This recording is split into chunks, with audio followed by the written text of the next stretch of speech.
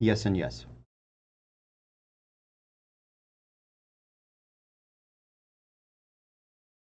Give me just a moment.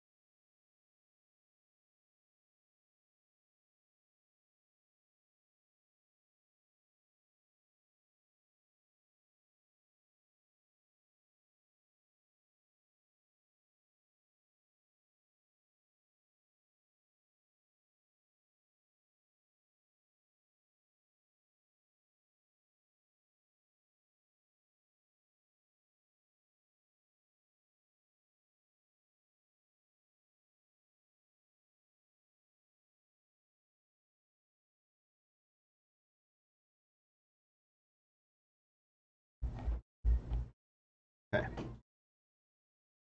Hey, babe. Yo. Could you grab me water, That's please? what I was doing. Did you just take your meds? That's perfect. Hey, good time. That's literally one of the reasons I came down. great. You okay? Yes. Good. Let me try. All right. Oh.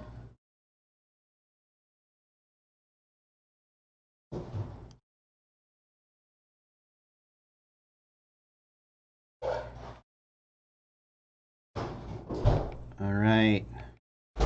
Urutux of sun and moon. Wrath of the moon and fury of the sun.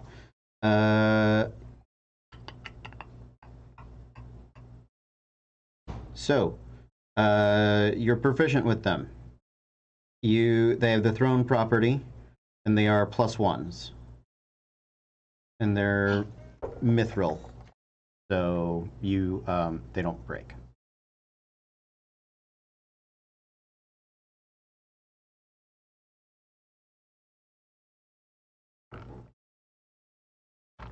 And they're D8s. D8s.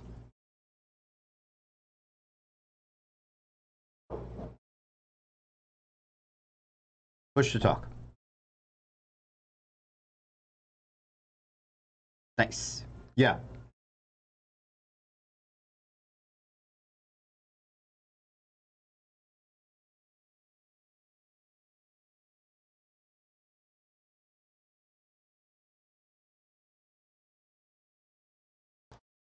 Hello, stream. Sorry, I messed up with the audio.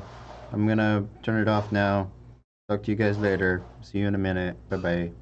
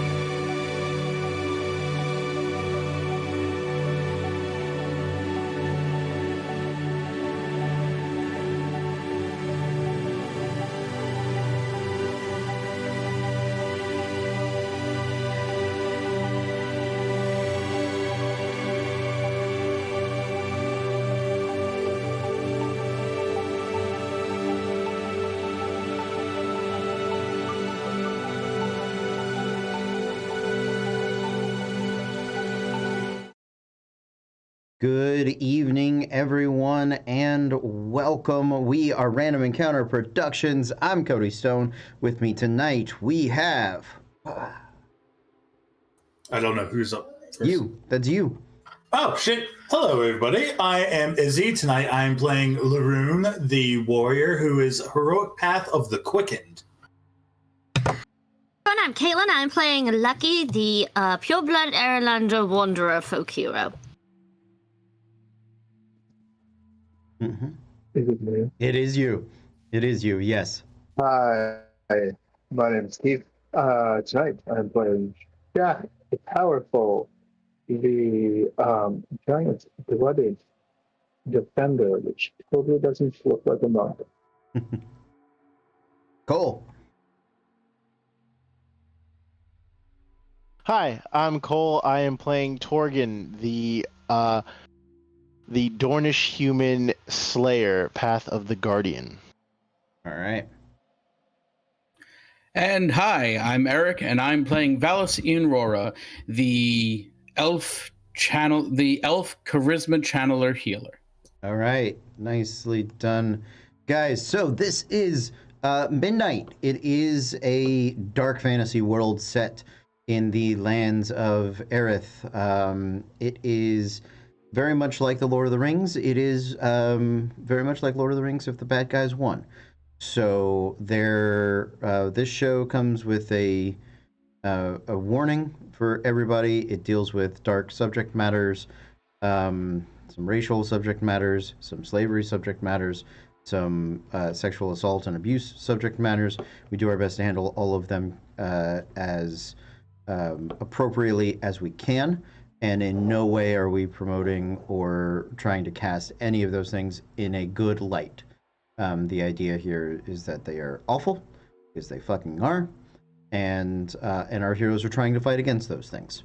So, fair warning to everybody about that. A couple of quick announcements before we get into it. It is June. We haven't done our June giveaway for our friends over at Norse Foundry yet, so that should probably be coming next week. So keep an eye on the social medias if you would like to participate in those. They have really awesome and wonderful metal dice, as well as gemstone dice, and all sorts of really fun things over there. And we do have a promo code with them. If you order from them, please use it. It helps out the channel, and it gets you 15% off your order. And they have really awesome stuff that is on the higher end as far as dice and pricing and things like that go. So 15% off. I think that the most expensive set is like $275 or something. That's like or I think the tungsten set is more, but tungsten is the most baller of all metals, as Schmidt taught us in New Girl. So, but 15% off that's a good chunk of change. So, there for you. Please take advantage of it. Do we have any other big announcements for the channel or for us as individuals today? Anybody? Well, I'm resetting my camera here real quick because it was giving me a little bit of issues. Cool. Of course, this times out perfectly. My Sunday game, which Cody has been a part of, is going dark this week. Mm-hmm. In honor and respect of everything that's going on in the world. Our DM is going to be out and doing his civic duty and doing everything he needs to. So he is not going to be streaming, or I'm not going to be streaming that tomorrow. We will be dark. Great. Yeah, a lot of care and respect to him and to the Black Lives Matter movement and to everybody that is fighting against systemic violence and police brutality, racial injustice, all of those things. So, yeah, big mood. We're all here doing our part, but we do believe that part of that is keeping, one, our team, and two, our friends and viewers at home mentally safe, sane, stable, and recharged. So we're gonna continue to press Because we on. are protest bards. If you have seen the meme going around about choosing your class, most of us here are protest bards. And all we can do is spread the word and try to be a part of things from afar, while loving and supporting and giving people a place to come escape and but not escape too far because we're gonna go murder slavers later. So Yeah, exactly. we can vent our frustrations in the game in a way we can't in real life. Yep. Earthquake. Don't So drop- sorry. No, we already had a tornado today in Florida. We cannot also fucking have an earthquake. Stop. Florida isn't really earthquake, but that's okay. Yeah, you say that out loud. Say it out loud. I did. All right. Well, Cody doomed us all. You're welcome. If that's all it took, I would have doomed us long ago. Okay. It's 2020, man. Yeah. All players are in Jumanji. You do not get to decide anymore. You accidentally roll a dice every time you say a bad thing that could go wrong. I mean, people kept making that joke, and I was like, guys, okay, ha ha ha, Jumanji, whatever. And then there was the story about the monkeys who stole the COVID blood, and I was like, no, that's directly it. I got nothing anymore. And Again, today, the monkeys on scooters kidnapping children. Like, the thing is, it's mind-boggling to me, is that in all the chaos, monkeys steal coronavirus blood didn't even break the trending stories. It wasn't even one of the top 20th craziest things to happen that day. So I appreciate that. I also feel like all the other things that happened that day probably slightly more relevant. But 2, fucking insane. 3, is it kidnapping? Maybe they're just trying to preserve what humans they can. Maybe the monkeys know what's coming. Much the way rats fleeing a sinking ship, and they're like, come, you will be the chosen child among the monkeys for the future, right? Like, so long, thanks for all the bananas. Yeah, exactly. It's insane. The Vogons are on their way. Yeah, I love and agree with you that monkeys steal coronavirus make blood. Make sure we have our towels. Yeah, they should have started early. Let's get into it, shall we? Yeah. This is the land of Aerith. ARYDH. Because everything in this land sounds like it's from Tolkien. It is a land that is dominated by a single dark god. Dark god of the north, Isriador. Banished here by his celestial brothers and sisters, he tore a veil and sundered this world from the rest of the cosmos. And so he has lain dormant here for ages. And for ages, the free people of Aerith, the elves, the dwarves, halflings, gnomes, humans, have turned away his dark armies. But at the end of the last age, through corruption rather than might of arms, Isriador rose to power. And now the land is dominated by those who are supplicant to the dark god, by orc tribes bred in the north and spreading out across the land, by humans and gnomes who sell their brothers and sisters into servitude. And there are but a few bastions under constant assault by the armies of the dark god. Our heroes began their journey in the Calandran Mountains, in which they helped a avatar of the Witch Queen from the Forest of Erethdor acquire, well, they're not sure what. They know it's important. The avatar of Arundel has requested that they take it to Caradul, which is the capital of the Karaheen Forest and perhaps the safest place left on the planet. They have been pursued every step of the way by a dark force, the likes of which they have not yet seen. They have been surrounded constantly from every pass within the mountains by orcish soldiers. that have spread across the entirety of the mountains. They've traveled deep below them and made allies with Pardrons of the dwarves, and now they have finally made it out of the Calendrons and are stepping their first bold steps out into the plains of Aaronhead. On our last adventure, you guys honored yourselves and your allies with battle in gladiatorial games. You made friends, you made some allies, and you earned a fair few number of supplies in a brief moment of respite. And as you set out, with a dwarven ranger to lead you the last few days outside of the Caledrons and to the edge, you were also accompanied by a dwarg girl, a young small girl by the name of Bedwin, who took a shine to her dwargish brother,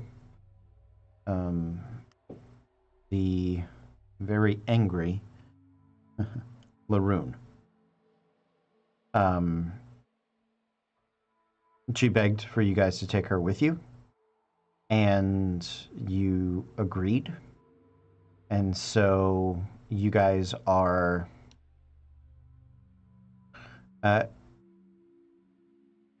traveling the 3 days through the mountains. And is there anything you guys would like to do before the end of that third day, in which Kalia will be leaving and returning to the holdfast?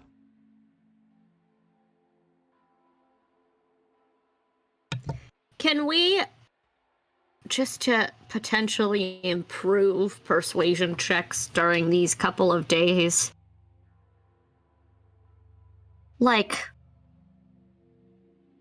I don't know, just casually talk about things around her, like, not sure what, but like, Sure. lay groundwork so when we have this conversation, Sure.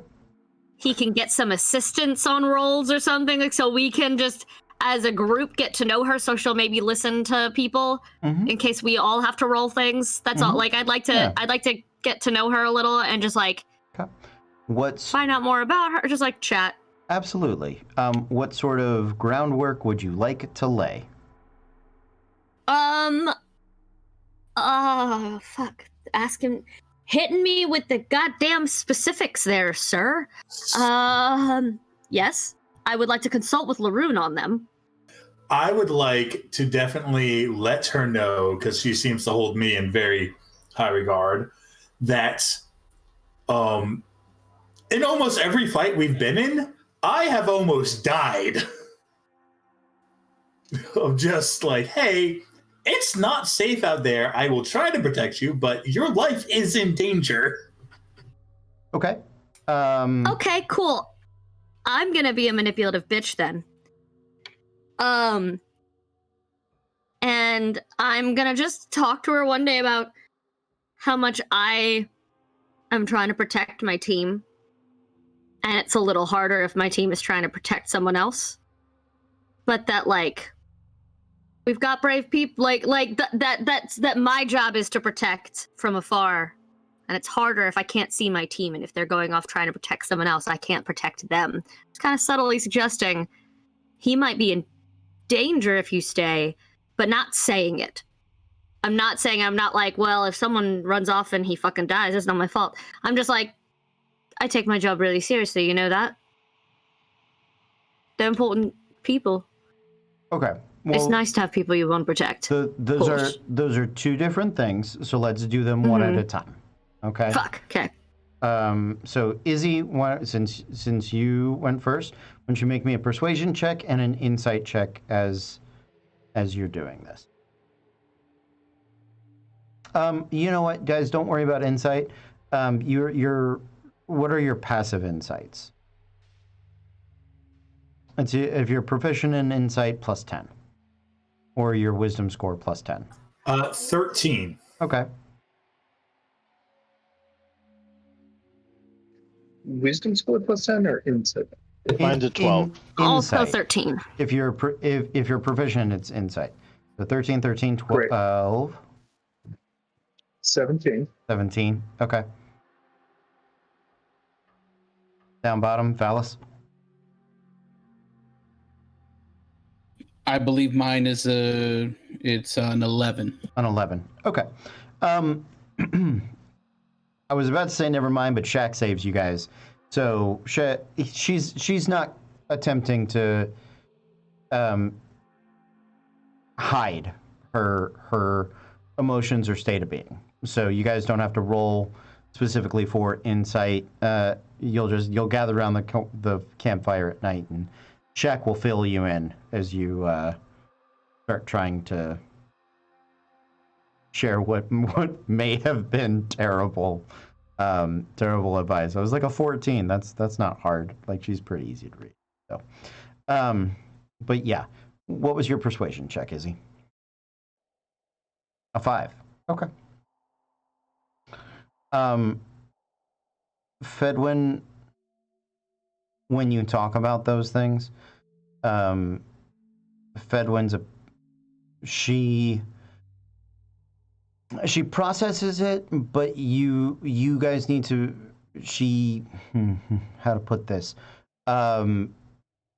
It's a very, as much as the Holdfast has been for you guys a bastion of civilization, it is always a stark reminder that they are all going to die. The tunnels, every time a soldier doesn't come back, the tunnels get a little smaller.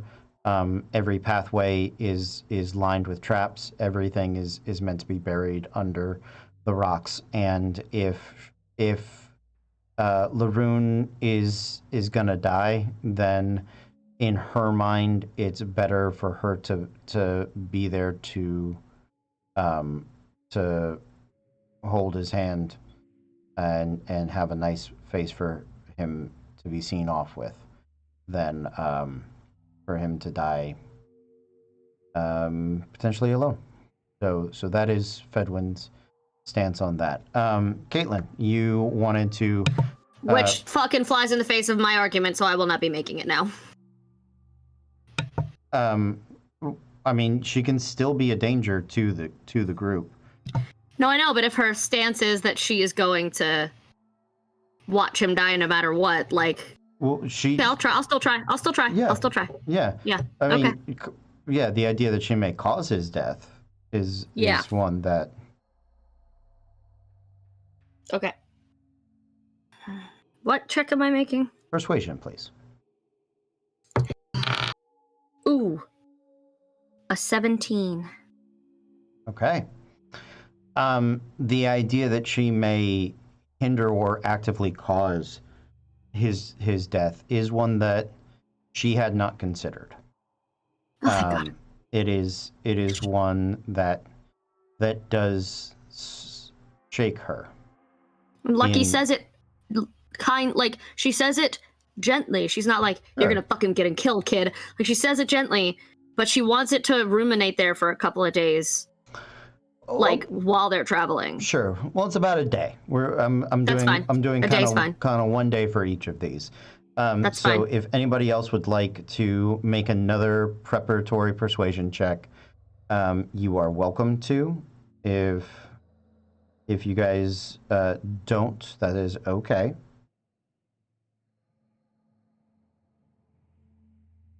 Torgan, Shaq, Valis, any ideas? With my insight, what am I seeing from her based off of what, like, she's now got some pause now that she knows that she could be the thing that holds us back? Right. And that's... She's... So you know she's used to being picked on. She's used to being bullied.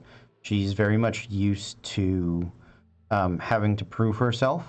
She is bigger than most of the other kids. She's honestly, even at her young age, the upper size of most full-grown male dwarves. and she'll end up being slightly bigger than them. So she's used to fighting back against that, but the idea that she may fall short, that she may not be strong enough, that she might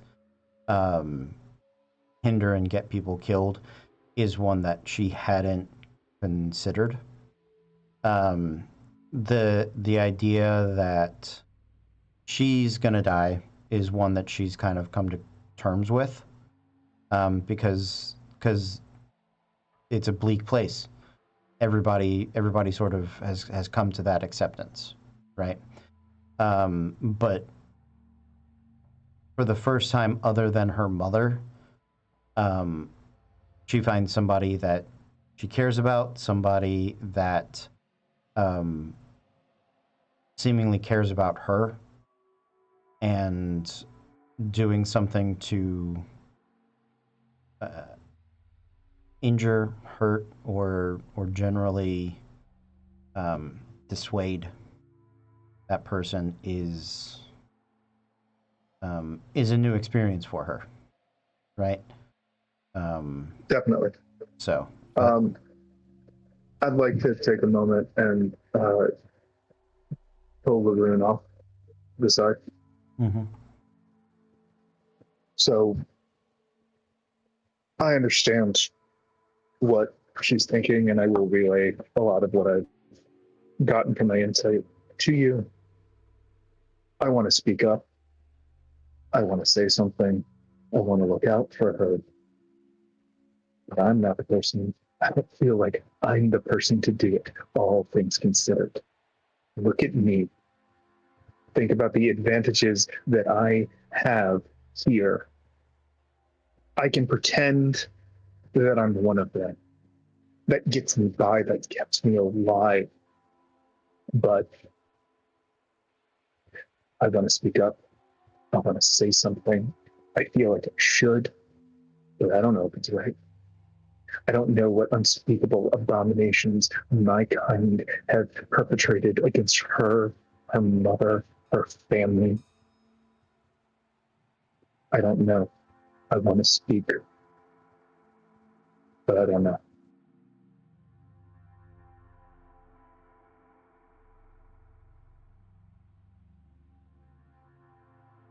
Give me a sec. I'm formulating. Mm-hmm. Take your time. The travel, as you're formulating, you can break in when you're ready. The travel over the past few days has been not the hardest. You're working mostly downhill, out of the mountains, into the lower lands and the valleys and the foothills that surround the outside of the Calendrons. You guys are about to exit, I think, right around the Cartling, or Low Rock, somewhere around those corners. But yeah.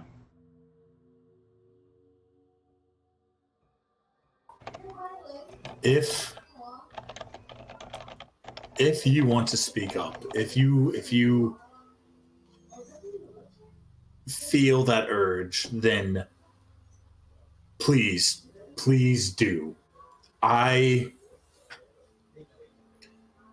She's gonna have to see the real world eventually. She's seen more of it than any girl her age should have. But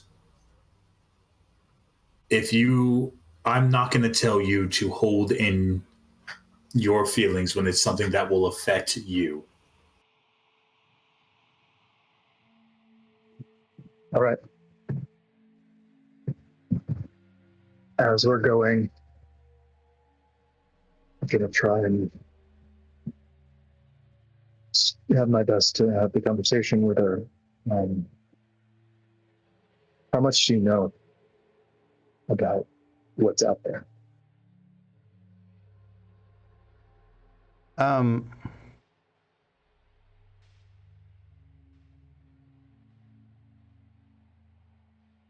She looks you up and down, and you can tell that she is always just a little tenser around you, and she'll look at you, and then she'll look at her own hands, and I'm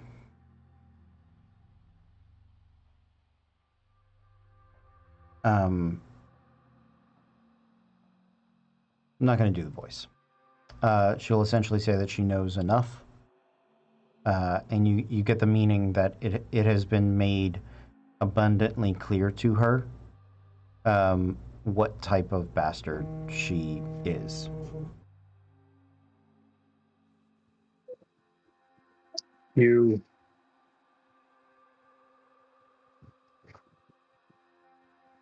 I've clearly been on the other side of things. Hey, a heads up, I'm sorry to interrupt this. We just got a tornado warning for our area. Not a watch.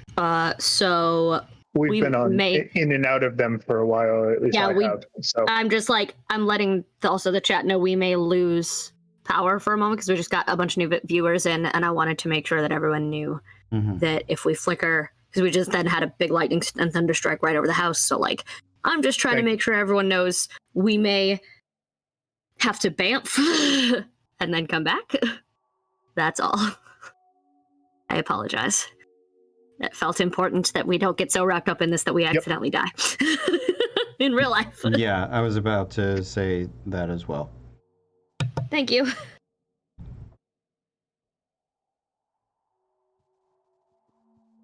I've been on the other side. I've fought. I fought for the hand. So I'm unspeakable things following others. Clearly, I couldn't take it anymore, so I understand wanting to do the right thing. I understand wanting to find a place where everything makes sense. And I don't want to stop you from being here, because I know how good he is. I fought alongside of him against my own kind. And I know we probably don't care. It's your life is stress. I know I sure don't care if mine is. When you want to fight, do something with my head.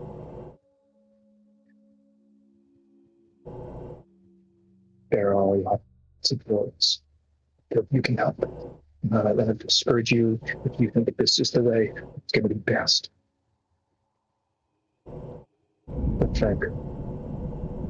think about how you can help other peoples like you,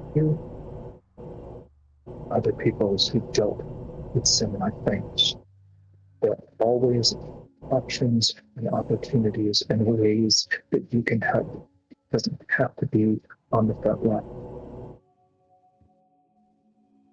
And if we lose you,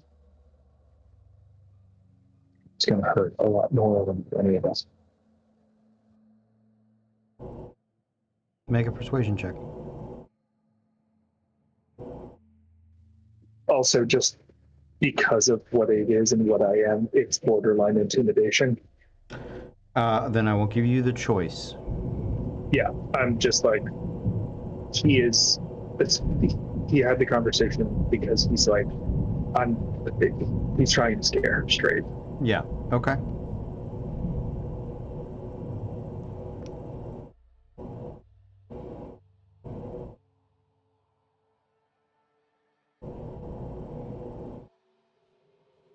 Well, I rolled a 2.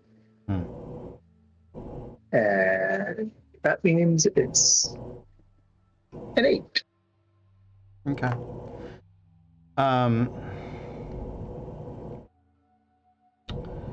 She gets the message. Although, because of your choice to attempt to intimidate her, she sees you as more of a threat than perhaps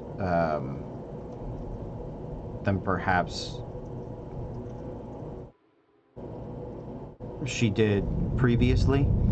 But the message is not completely lost. So I'm not. The idea that losing her would hurt him is also something she had not considered. And so it gets through. Although you start to realize she doesn't like walking in front of you anymore.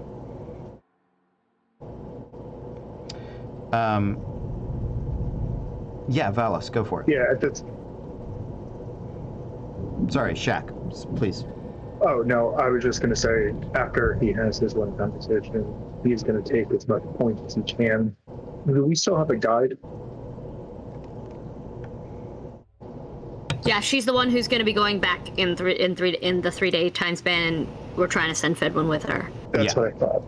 Yeah. Then, yeah, I'm just going to try and offer my ability to scout ahead and my speed. I'm going to sit far away. Okay. All right. Good to know. Valis, yes. I'd like to, at a moment when we're sitting down and taking a breather, I'd like to try my hand at saying something to her. Yeah, please go for it. Okay, so we'll be sitting down and I'll look at her and I'll say, Fedwin, I know that many of the people here have talked to you and expressed their ideas about your joining our journey. And I just want to, put it into a way that I feel comfortable saying it. Do you see that rock over there? And I'm gonna point to a probably like a 10, 15 pound like larger rock. Okay. Yep. See that rock over there? Mm-hmm. Yeah. Yeah. Well, there are many spells I have and many spells that I can use. For instance, there's this one, Mage Hand, and I'll do it and I'll lift up a small, the astral hand will go out and lift up a small rock. Okay. Now, for that application, this spell is perfect. Mm-hmm. But if I try over here and I'll try to lift up the 15-pound rock with Mage Hand, which will never work. Right. No matter how hard I attempt to use this spell, I can never pick up that rock. Mm-hmm. It's been something that's always annoyed me. It doesn't matter how learned I am, how powerful I am. None of that matters. All that matters is no matter what I want to do, I can never pick up that rock with this spell.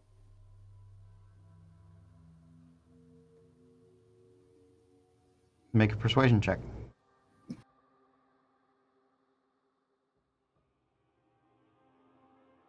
That is a 13 plus, what is that, 4 plus 3 for 7. That will be a dirty 20. Okay. Yay, 19 charisma. Hell yeah, son! Okay. You're gonna save Laroon's ward. If we're lucky. Okay. Torgan, unless you have something to add to the effort.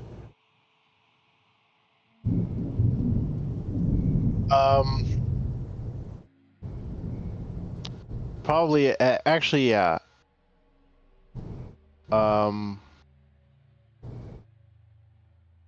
So I would, during the traveling, once we kind of sit down for a rest or something like that, Mm-hmm. I'll sit down and talk with her for a bit. Okay. He goes, "Would you like to hear a story?" All right. Excellent. There once was a man who did everything he could to fight for his country. He grew up loving the thrill of battle and being able to honor his family and his ancestors with his exploits in battle. However, it quickly became evident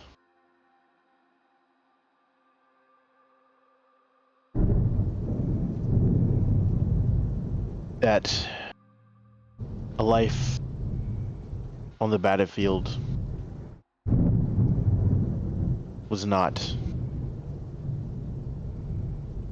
in the cards for him.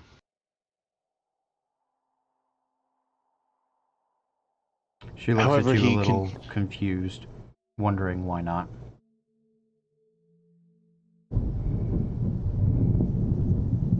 This man, he was strong, he was brave, and he was fierce. But he was missing something. Something in here. Something in here. It wasn't necessarily that he was missing something, actually. It was more that he had too much of something. That something was compassion. That something was the fear of doing harm to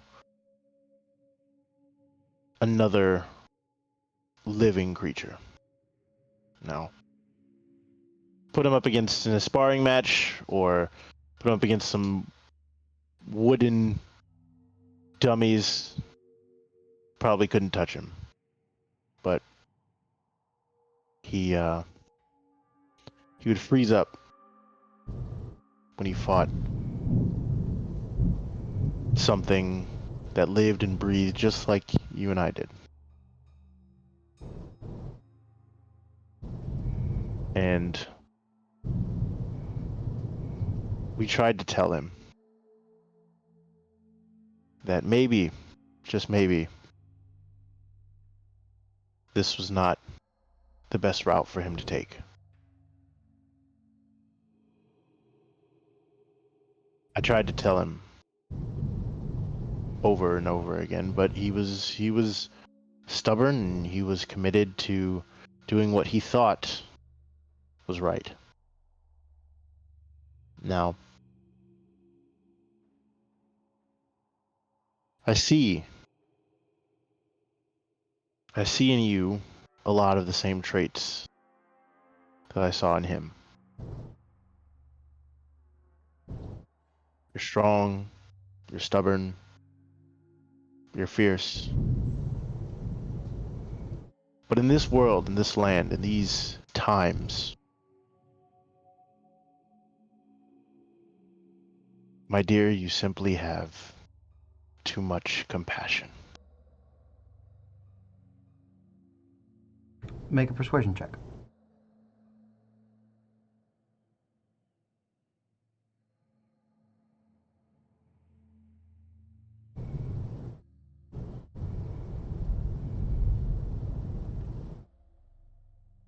Uh, 17.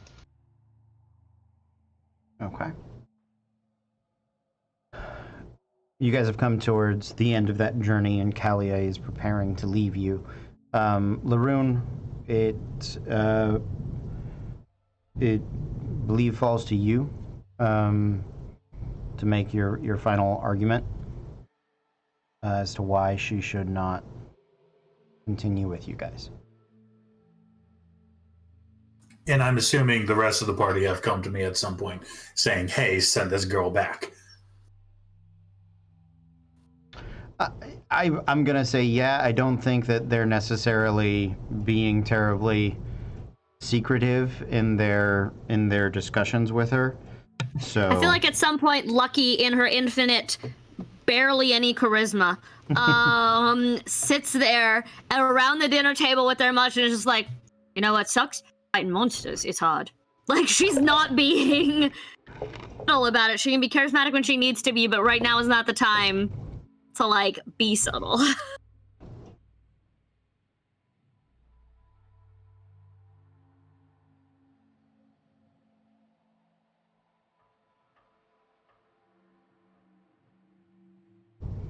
Gonna kneel down, try to get on her eye level. Yep.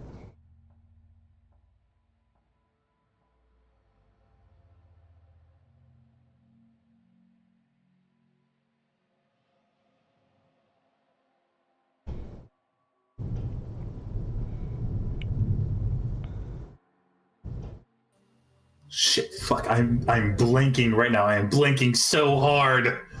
That moment when your character, when you're like, my character says something eloquent, persuasive, and the DM is like, great, what do they say? It's like, I don't know, my character says it. I'm not good at this. If you want to just leave it to the dice, you can.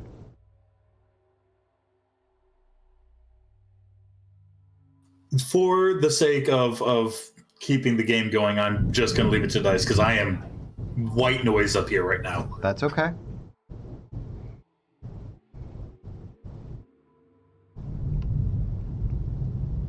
You can roll with advantage given the efforts that the team has put in over the past few days. So yeah, please make a persuasion check.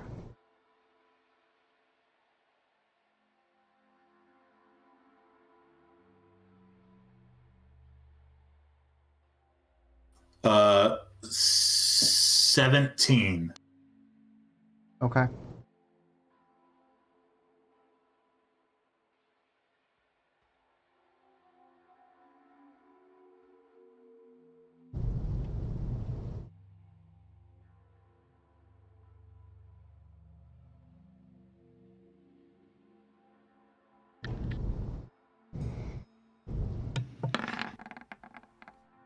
Wouldn't it suck right now if power just knocked out and we never got to know the answer?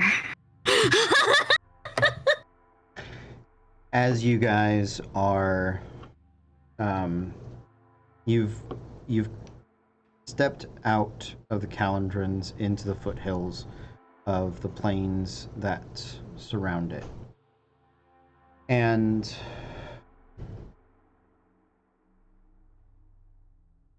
you can tell over the last few hours that Bedwin has been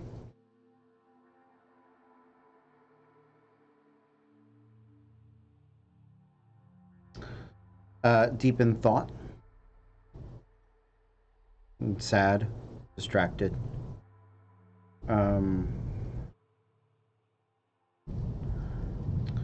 There is the final night of the camp in which Laroon, you sit with Fedwin over the fire and talk with her into the watch. It's probably something you have done for a few days now. And she sits with you. And she is a bit quieter night over compared to all of the others. And towards the end of the watch, she does she sort of gets sleepy-eyed and tired, and you can recognize the weight and the exhaustion does wear on her.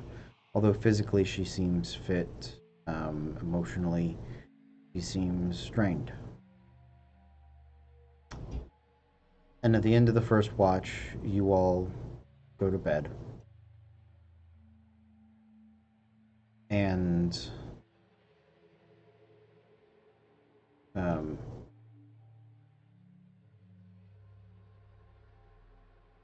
the morning. elf, I'm just wondering in this land, as an elf, do I need to sleep or do I still get my You still transfer 4 hours. Okay. I just wanted to check that because I don't think I'd ever asked. Yeah. No, you're good. Yeah, that ability remains the same.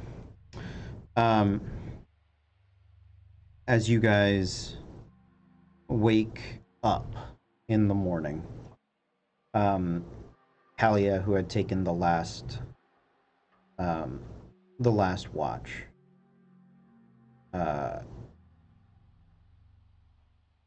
sees you all. And as you prepare to start out your day, you notice that one of the bedrolls and tents has already been packed up. And Kalia looks at all of you. Well, I wish you the best on your journey. You'll forgive her, I hope, because apparently she's not very good at saying goodbyes. So, she left these for you. I don't know that they're terribly useful to you, but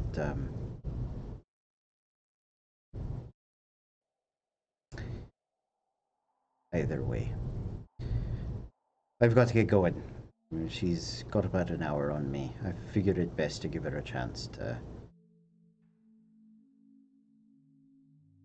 put herself in the right mind.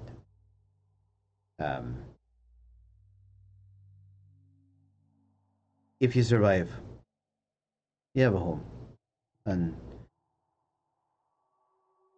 if you don't, then you have somebody to remember you by.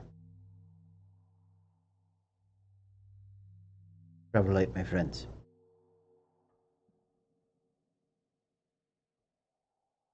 And with that, Kalia is going to lay out 2 of the 4 hand axes that of Laroon's that she bought. But you know she kept 2 with her. But the idea that it is dangerous and she may not be capable or appropriate for the journey did sink in. And as seems to be her nature, Fedwin doesn't know how to tell people goodbye. So Kalia leaves the axes there. They have been sharpened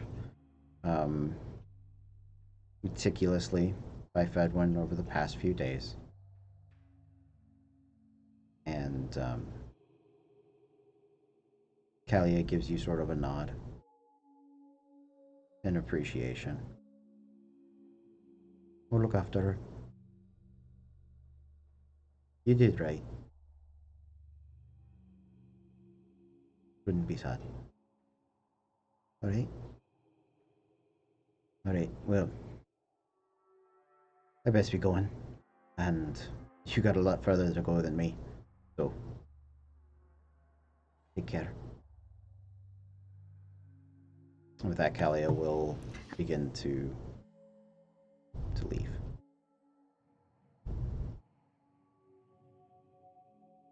A new main quest bubble pops up. You have a new quest. Keep Laroon alive long enough to return him to Fedwin. High priority. Good Lucky's luck. other quest just became Lucky's other quests just became side missions. This suddenly became like the secondary main quest, like save the world. Right below that, save Laroon. Fucking shit. That was the best that was gonna go for you guys. And what you guys said really did sink in, you know. And I think honestly, if I had her stick around to say goodbye, that probably would have hurt more. So she heard you. She listened. She believes you guys. It sucks. She's not happy about it. But then again, she's 13 and she's probably not going to be happy about much. So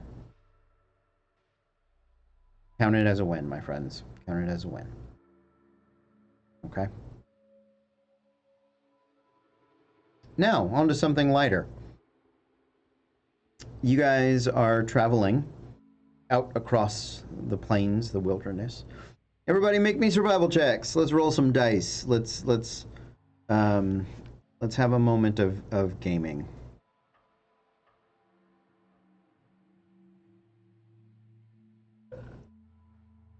Dirty 20!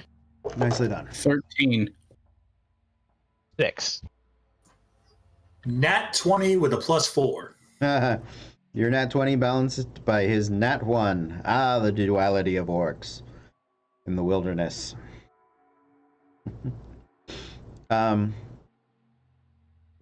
It's the sunlight. Yeah, the sunlight messes with you. Absolutely. So you guys do have some options. You can travel by day, you can travel by night, although most of you are better during the day. Now that we are out of the mountains, though, the sunlight is more of an issue for you. Shaq, I'm gonna put this back on because I believe we're past the tornado warning time frame at least. So I want to make sure. I could hear the I'm freight keeping an eye train on it. coming. Yep. Yeah.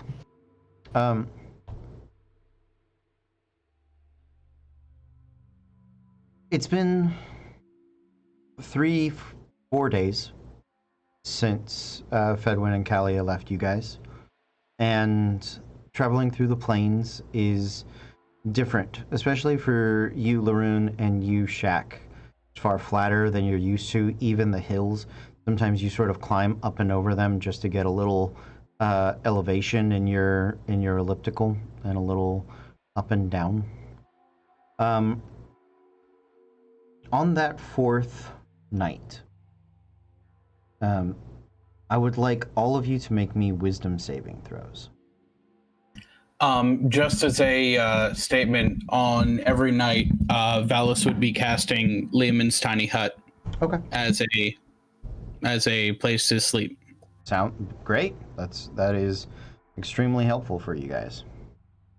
Although it 18. is Leomin's a pocket dimension in this? No, Lehman's Tiny Hut is not a pocket dimension. Good. Because technically nothing that does dimensions or things like that exists in Midnight. No, not this one. Okay. I heard, Lucky, what was your number? 18. 18. Okay. 9. 3, 9. That die has redeemed itself.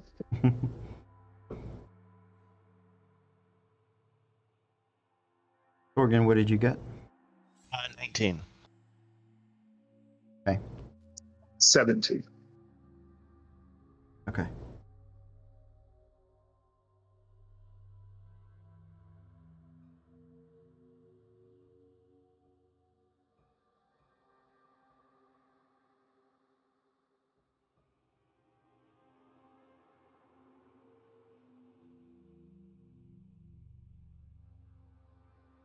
Anybody roll above a 20? Okay. As you guys are taking your sleep one night, on one of the moments in which Valis is watching from his trance or just from his neutral place, in each of your dreams, you find yourselves first stepping through what is an infinite sort of shadow, a darkness that pervades the area. Every step is greeted by the small crunch and crush of leaves, and a gentle wind picks up a few of them, tossing them across your path. Many of the leaves are green, not yet turned brown either by the cold or by falling from the tree. It's the first splash of color, a vibrant bit of life that is beyond what you normally dream of. That green begins to seep through the darkness, and you realize that those leaves linger overhead, wrapped onto vines and attached to great boughs and branches. You see a vast canopy, and from there, the brown, normally such a dull and boring color, but up against this infinite void of black, it is as vibrant as a splash of blood. And you find yourself stepping through this forest, through this lively sight of green and brown, until there is a small pool. Perhaps a lake, perhaps a retention pond, but the water is crystalline in its blue, shimmering in its nature as it glistens across the surface. Its near mirror-like gentle ripples dance along its surface, not pristine, but full of virtue and existence, vitality. And as you creep closer, the pool begins to settle into a sheen glass. As you look across the surface of the water, you see the reflection on the other side of this small pool. A glorious feminine form in shimmering quartz and crystal diamond. Her clothes trimmed bronzes and golds, refinery that matches the splendor of nature itself, and she is illuminated by a single beam of sunlight breaking through the canopy and dancing its brilliance across both her skin and her clothes. You hear the words in your mind, but her lips do not move, as each of you, in the same moment, receive a message. Brave courtiers, I dared not hope you and your companions would make it even this far. There is more about you than one would guess, and there is the air of destiny in your little band. The fate of many may be linked to your own. Come west and continue as you are. Come to the city by the sea, the city of bluffs and spies, the city of Baden's sons. There you will find allies, as I will send kin to guide you. Seek them, and they will find you.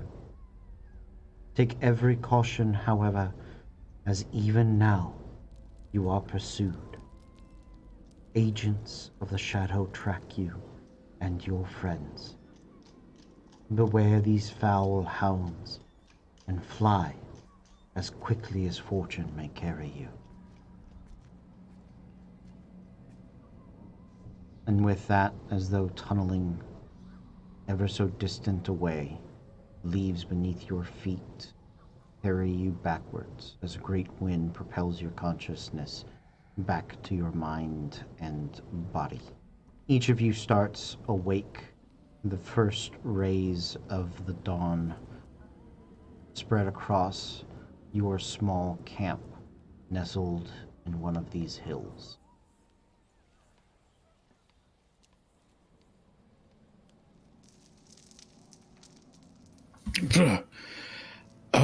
Whew. Whew. I just had the strangest vision.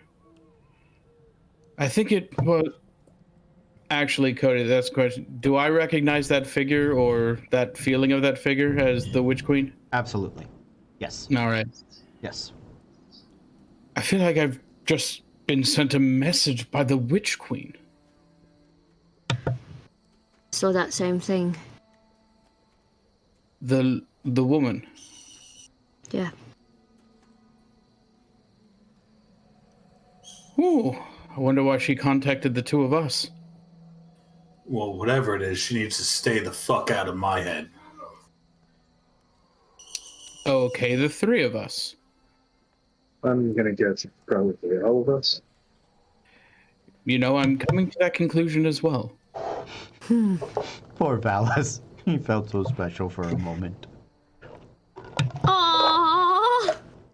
What? My god is speaking to me. This is oh no, just the two of us then. Interesting. Three. Oh no, every damn one of us. Got it. Understood. Just everybody. This is a secret message Yeah, for everybody. only You get the a vision. 5 of us. Oh, only the 5 of us though. Not like the whole world. Yeah, You get a Wendell, vision. you know, You get a vision. Still feel special. Wendell's sitting there going, Wendell's not awake. He's like, wait, what? You guys got a vision? He did not. Wendell did not. Wendell, are you sure you don't In his want own to? ledger, Valis is marking that as 1 for him. Like 1 point, Valis. Sounds good. Why is Wendell still here? Wendell will always be here. Do you want to ask We him? die, Wendell will tell our story. Yeah, I would have asked if he didn't leave when the other two left. Like, Oh, what's up with him, man? well, I was figuring once we made it to the river country, I could get back with, you know, my gnomish folk and maybe get on a boat and sort of help out. That was my hope, but I mean, if you guys insist, I will go ahead and let you know. Just for Insight check to see Yeah. if Wendell's actually the big bad guy. Go for it. Make some insight checks.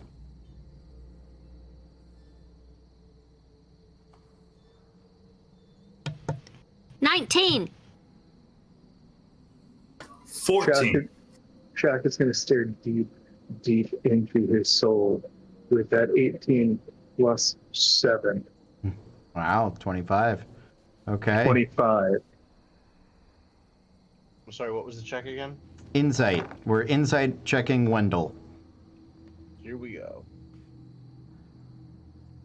So it's a 16 on the dice and 18 total. 18 total. You guys, I will say that this could have coincided with your Fedwin. You guys were a little focused on that, but over the course of 3 days, you got enough time to do both. Wendell is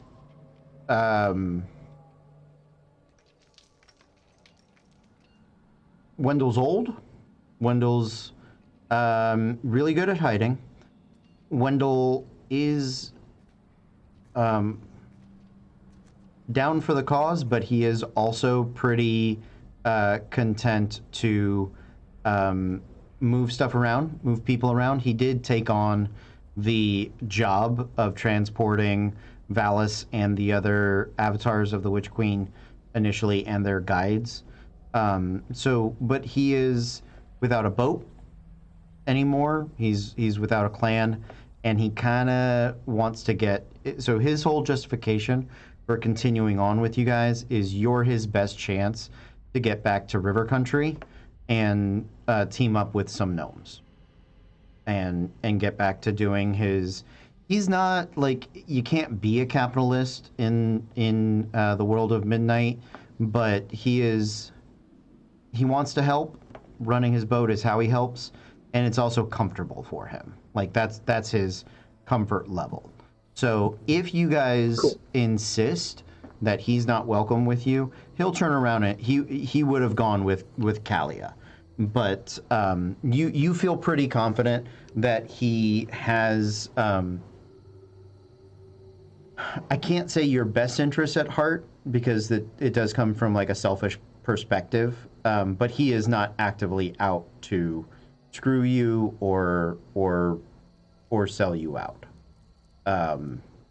You don't know how much he would stick his neck out if it came down to you guys or him, but he won't actively look to make that deal, if that makes sense.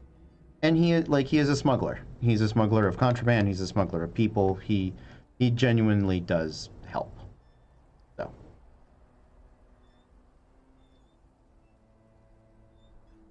So if you want Wendell around, he can be around. Yeah. He's an okay dude to like. Yeah, we like him. Yeah, that's fine. Him chill. He's kind of also just behind the curtain. He pops up real early in the module. It's like Wendell sticks with the party, and then every once in a while, like once per chapter, it's like if Wendell's around, this will happen.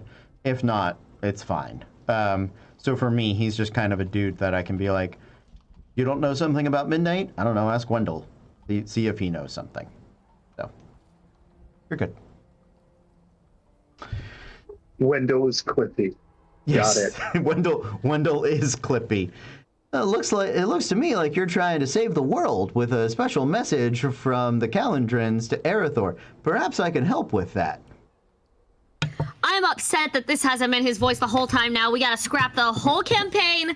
We're gonna start over. All right, take it back to We're gonna one, do that everybody. entire dramatic thing. We're gonna fuck with Izzy's psyche once more just so we can get the right goddamn character voice from Mark 1. Okay.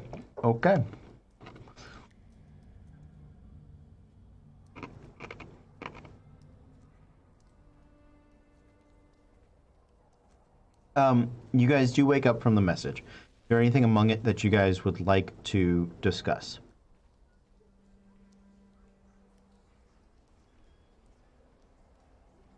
Do we know what the city by the lake is? Do I know? My humans. Do I know the land?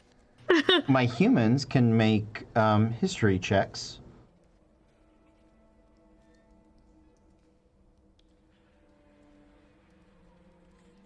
That's a whole 14. Torgan? That is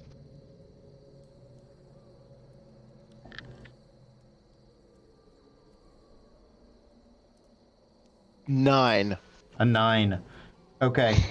So you do know what this place is. Why? Okay, you're killing me. Here, mouse. I'm not. You're. Why are you so sensitive? I want you to be less sensitive. Okay. Well, now I need you to move a little bit. There we go. Okay. So since you guys are on the Midnight map, I finally have a point that I can show you guys that is on there. Yes, the home of Baden's sons is known as Baden's Bluff. It is at the southern end of the Sea of Peluria. Torgan, you especially would probably know this, although Lucky, you definitely, with your great check, do know a bit about Baden's Bluff as well. One of the things that is one of the things about Baden's Bluff is it is a central point for Isrador and his dark subjects. It was where the Dorns of the northern land met with the Sarkissans of the southern land. It is sort of the heart of what was the Aaronlander kingdom. It is a port that supports smugglers, gnomes. A lot of goods pass through there. It is also a place where a great resistance movement centers around Baden's Bluff, as well as a seaborne resistance across the seas of Pluria. So the Dorns, who originally sailed here from another continent, very much inspired by Viking sort of traditions and things like that, have one of the biggest resistances that they have is the battles on the Sea of Pluria. They have sort of a pirate prince that occupies the sea. And so Baden's Bluff is a very important city. It is a city that is under Isridor's control, but it's a city where much of the human resistance is centered in and around.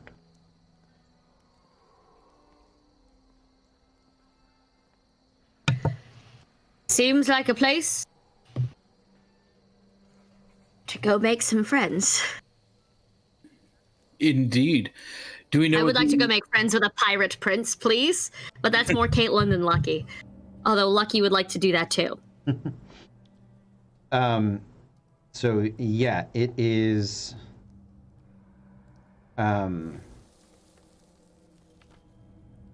Insurgent Underground of Baden's Bluff. So yeah, it is very much a city occupied. I should note that.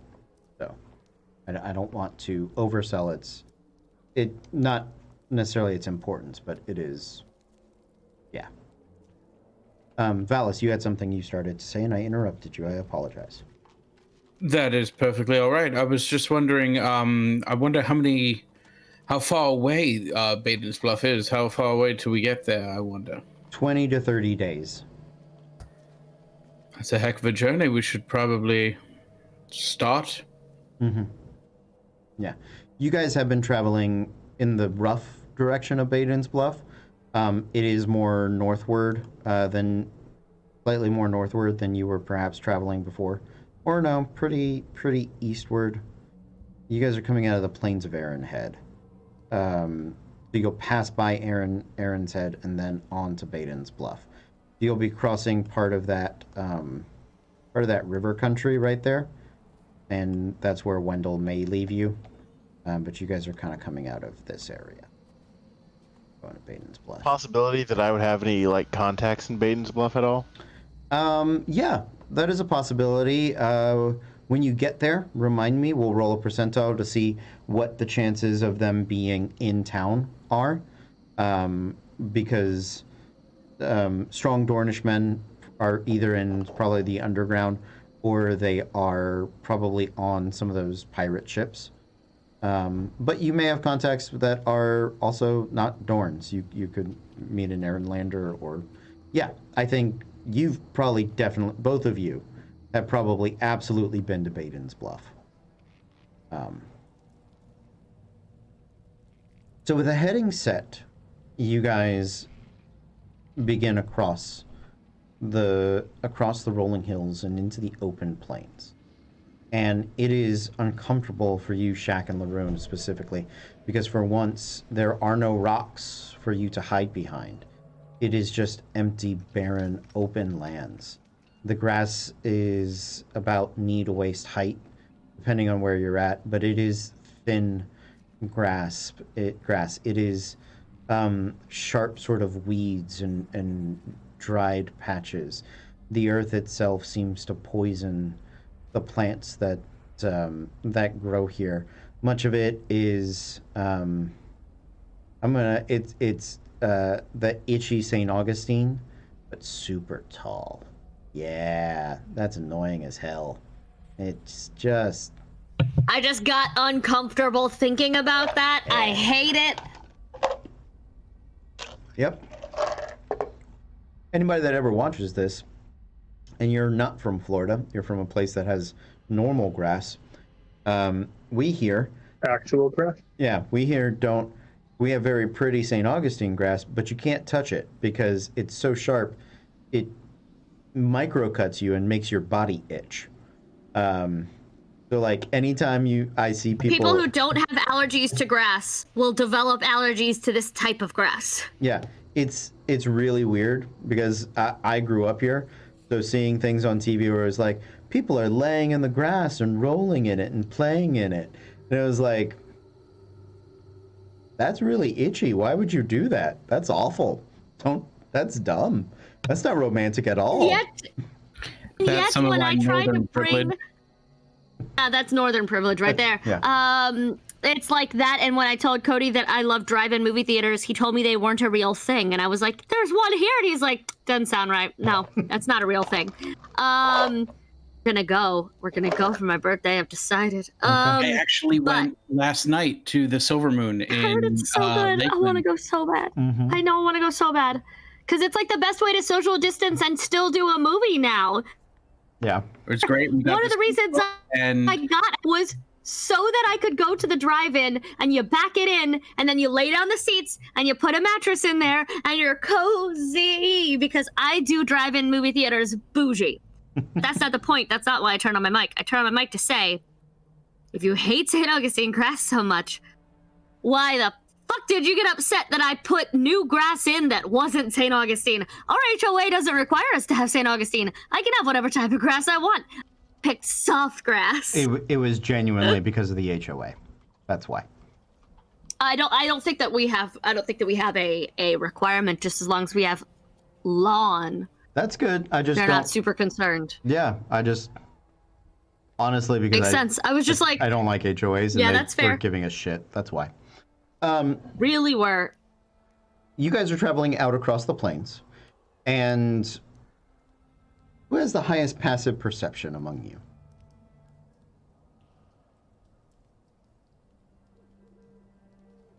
I believe it's probably Shaq.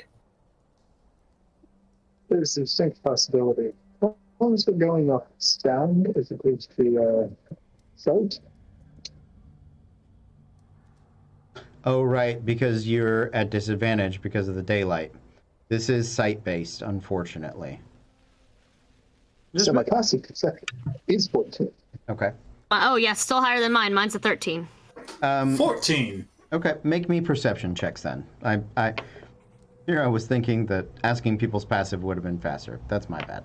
I gotta keep those written down. 9. I rolled lower than my passive.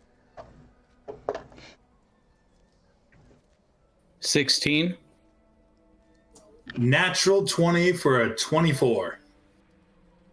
Natural 1. Mm-hmm. Oh, wow. Been a lot of that going Same. around tonight, y'all. Same. We're gonna ignore the double nat ones. Shaq and Torgan, because you guys are the tallest of the group. As you're walking through this high grass, you have discovered via the stubbing of your toes and the tripping of your feet that there are rocks that have been grown over, and the ground, while flat, is not nearly as flat as you had hoped. So in this particular instant, you're both tripping over, I'm going to say like a log. Like there's just a big grown over log, and you guys watch Torgan and Shaq sort of over the front. Laroon, Valis. And then Shaq realizes he's allergic to St. Augustine. To the St. Augustine grass, to the devil grass. Yeah. Here in Florida, our grass hurts us too. So, you guys see. We really are the Australia of the United States. We are, yeah. In the distance, well, you figure is maybe an hour or two away. You see a large flock of buzzards circling overhead. You guys know that buzzards usually mean there are corpses. You don't know what or why, but it is there. It is slightly out of your immediate path to go and check on them, if you would like to. But it would not divert you. You're not like traveling backwards to do it, right? So, it is up to you guys if you would like to pursue that. I mean, I'm pretty fast because of how tall I am. You want me to just go check it out? See what's up. I mean, we can probably all go. I feel like it's better to know if something's killed something monstrous. It would tell us there's monstrous things around. We could. It's never a bad idea to go check out the bodies from a tracking perspective.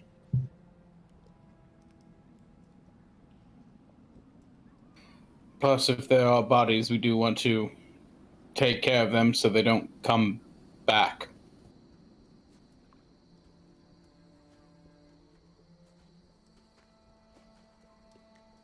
Okay, so you guys divert your path to travel towards the buzzards. Awesome. Yep. As you guys are making your way across the plains, you realize it's about a mile out of the way, so about, honestly, only like 20 minutes. As you are traveling, you come across sort of, it's a small hill, a little bit of nestle, so you don't have a direct sight line of it. But you come around the hill, and you guys are in between these two small hills. You see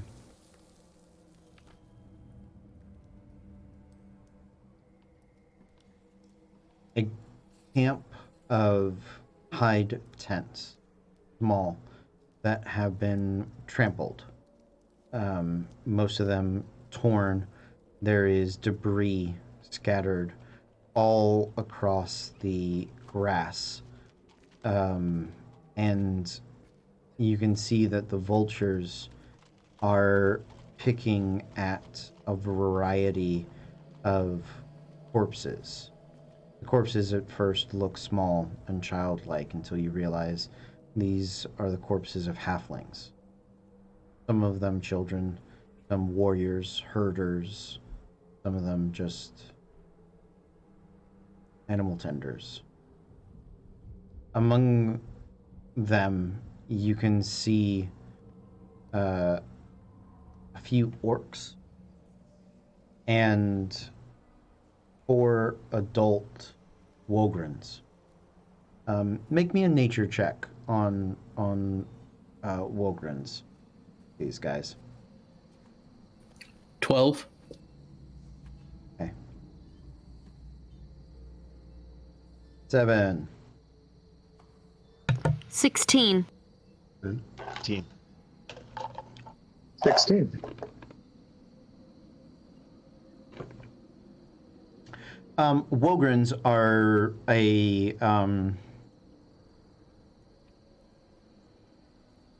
Wogrens are to halflings what wargs are to goblins. They are mounts and wolf-like companions. They are smarter than your average dog or pony would be, and they are extremely loyal.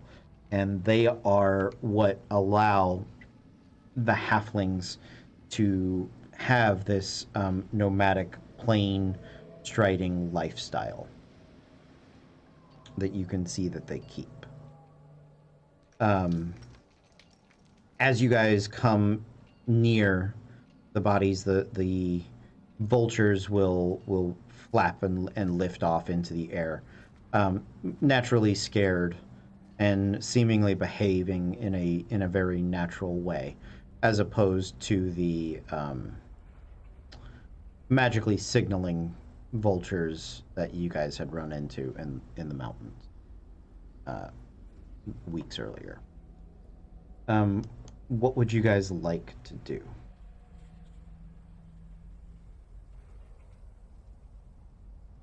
I would like to defer to... Did Wendell already depart? No, Wendell has not departed yet. Wendell is with you. I would like to defer to Wendell if he knows anything about if there's proper, like, burial techniques. If we should just leave them. Like, I know you said he's a gnome, not a halfling, right? Yeah, he is, but he can... He would know more than we would, I feel like. Yeah, he interacts with the small folk more than we do, possibly. So he may know. I'm not sure about anything like super specific for halflings, but they all seem to have. Well, we have to at least behead them or burn them, right? Because, and he kind of points out that they do all seem to have their heads and bodies intact.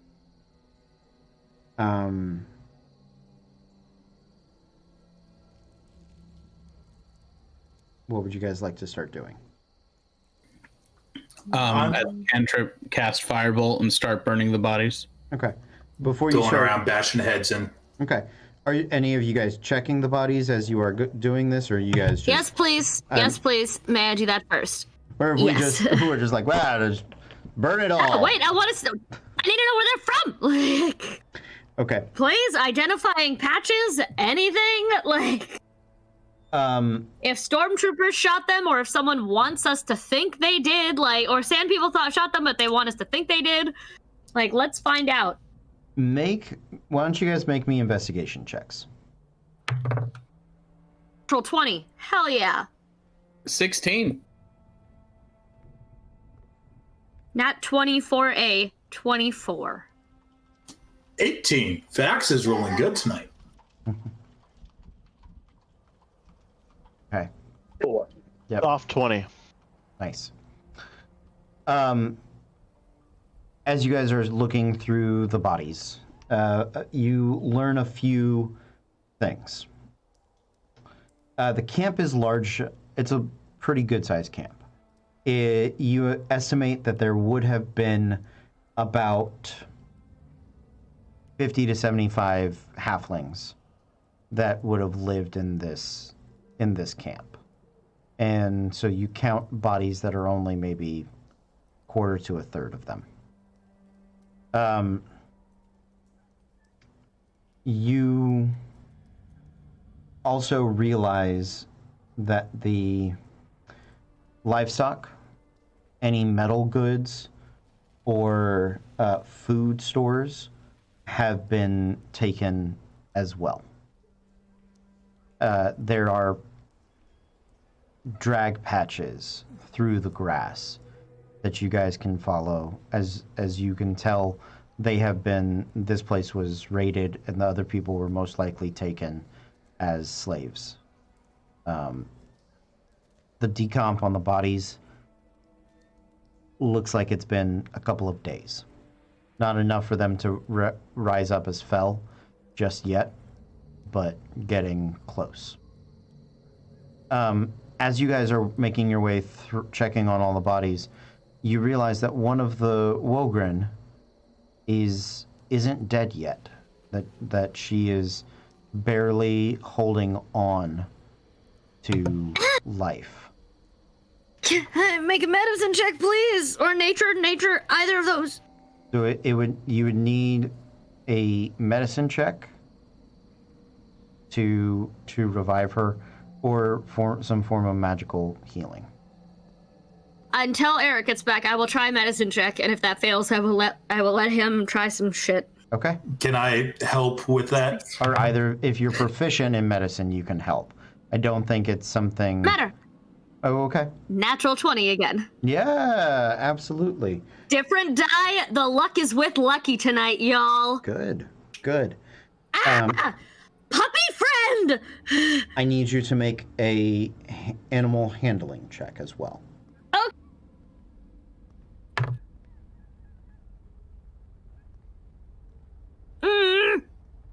Ooh, oh good, I'm proficient. 19. What team? 19. I have a +6 with my proficiency and my wisdom Okay. on animal handling, and I rolled a 13. Nice. Yeah, you are able to revive her. She would benefit still from some bit of magic.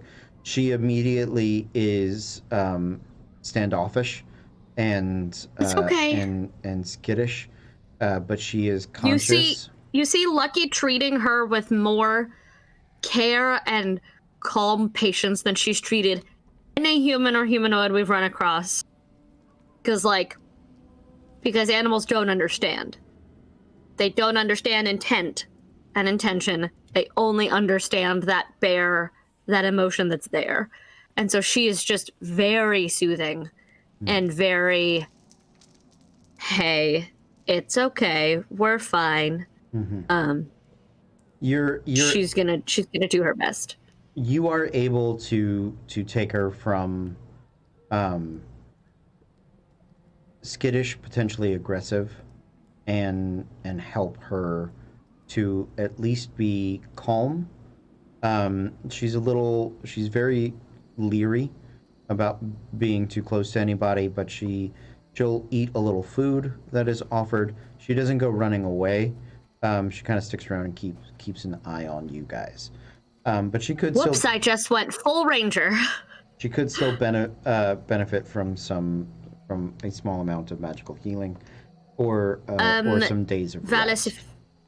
Valis, if you have anything to spare, I'd like to try to save this one. Understood. I will kneel down and I will cast Healing Word at 2nd level.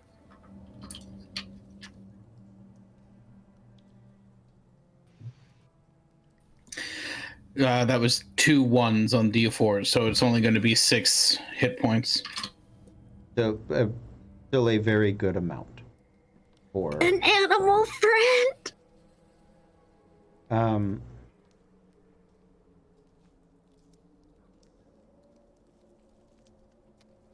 As you guys are looking through the materials, you are making your way towards the southern end of this large camp, and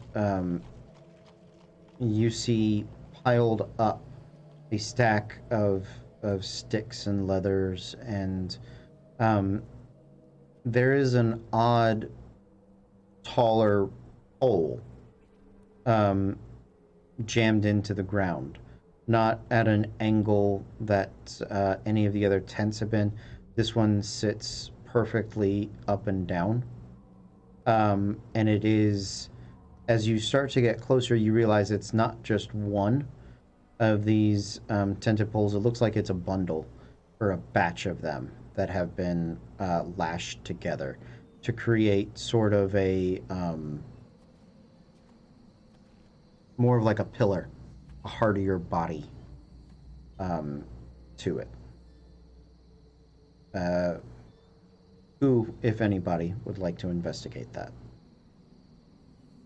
I'm gonna stay far from, like, triggers with Pup Friend, so that's on y'all. Okay. 19. I'll also help Shaq. Okay.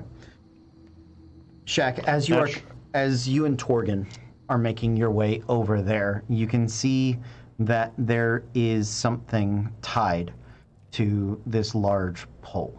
It is facing the southern end, and as you get close, you can see it is a orc. Greenish gray skin, whose body has been hand and torso have been tied to this pillar. You can immediately see that it is badly beaten and has been here for a few days. The exposure to the sun slowly, its lips are cracked and bleeding, and is lulling in and out of consciousness from exposure. I'm sorry, did you say org? Orc. Or Orc. War? O-R-C. O-R-C. Thank you. Yep.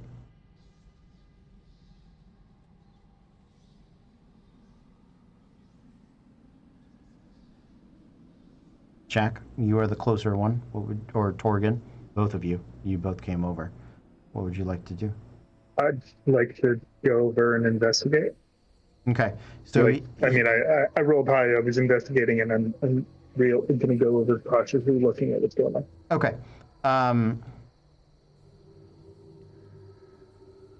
Make me a.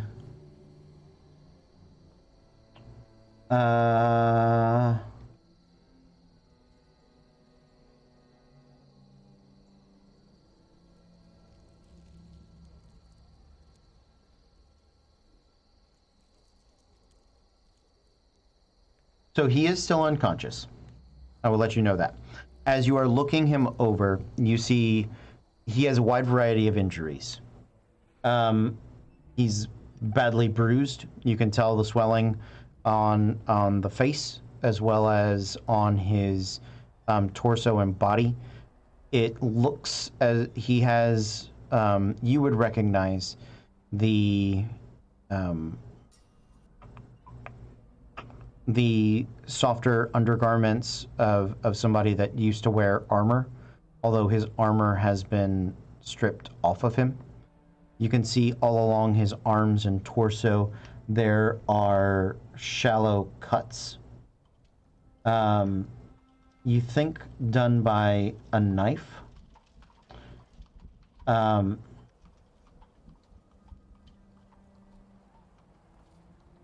You think he's been out here for probably 3-ish days.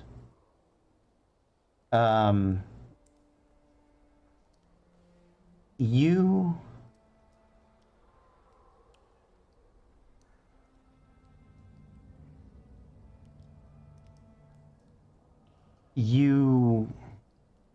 Shaq, specifically because of your experiences, would know that this is a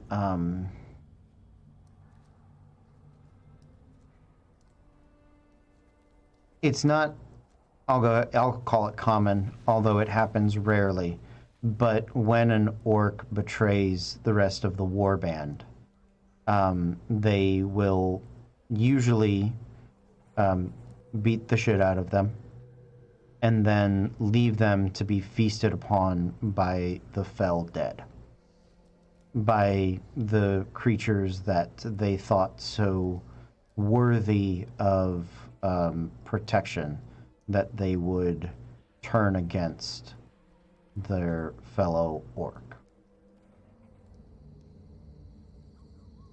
Can't hear you. Sorry, got excited. I'm gonna untie. I'm gonna be like, we need help. He's, at least they thought he was like me. If it turns out he's like them, I'll happily put him down myself. But he's got the fate that I could end up with if they ever found him. Okay, as you start to untie him, you can tell he's trying to make his way back to consciousness, and his head sort of bobs, and you can hear the deep guttural growl in his voice. And you get the feeling that maybe through those blood-swollen eyes, he sees you, Shaq, as just another orc come to abuse him, and he struggles a little bit, but he's so dehydrated and worn at this point that there's not much he can do.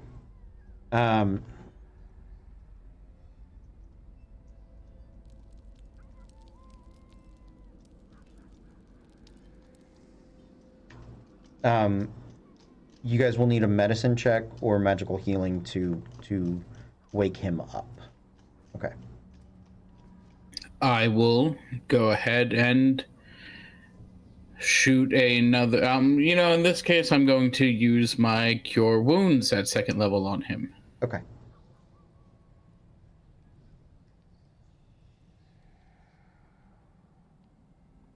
That'll be 18 hit points. Okay. he struggles to come to consciousness. He's looking at you guys through sort of large, swollen eyes. His cheek and teeth are just huge, black and blue sort of pustules filled with swollen blood, and he tries to spit, but his mouth is too dry, and you see him sort of.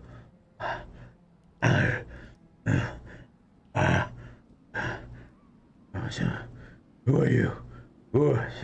And he's speaking in Orcish initially, Shaq being the first person he sees, asking, "Who are you? What are you doing here? What's happening?" In Orcish, can I reply to him? Yeah, you can. I don't think any of you have noticed yet, but I do speak Orcish. Hey. Did not know that. Yeah. He's been keeping that one a bit close to the chest. But he leans over to him and he says, "The question, my friend, more so, is who are you and what have you done to end up here like this?"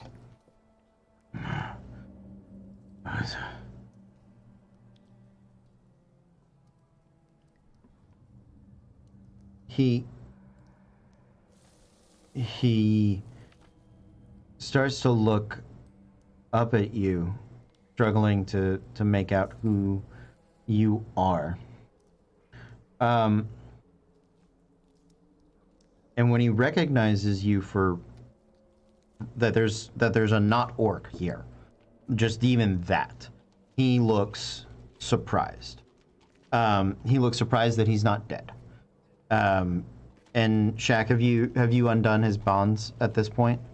And so he'll sort of move, and he realizes that his hands are free, and he's too tired. He still has like 3 points of exhaustion on him, so he doesn't move to fight you guys.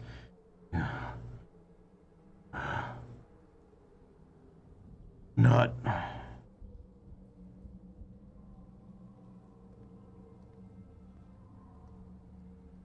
all of us are the monsters we have been made. Yeah, and he says in Orcish, and then he looks at. Go ahead. No, I respond back to. I'm glad to hear that. He tries to raise his hands, and you can tell that his fingers have been broken. His hand. His right hand, you suspect his weapon hand is mangled to the point that he probably couldn't hold a weapon right now if he wanted to. And he tries to do something, and he winces in pain, and he lets that one down, and then he, again, not nearly as badly broken with the left hand, but Shaq, he'll make a gesture at you. Make me a religion check with advantage.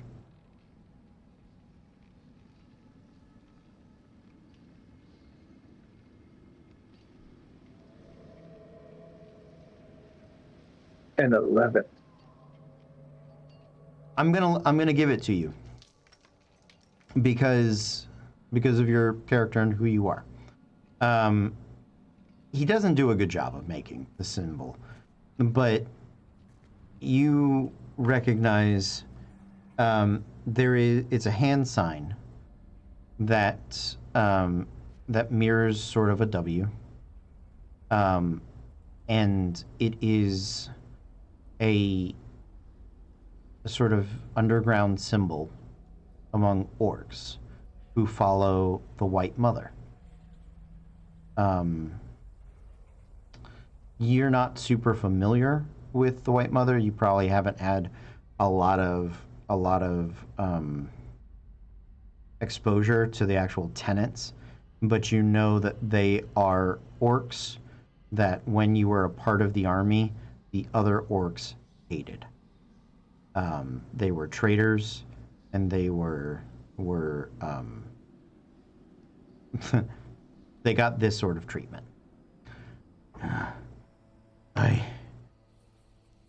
when he sees you not make it back, he sort of seems a bit confused.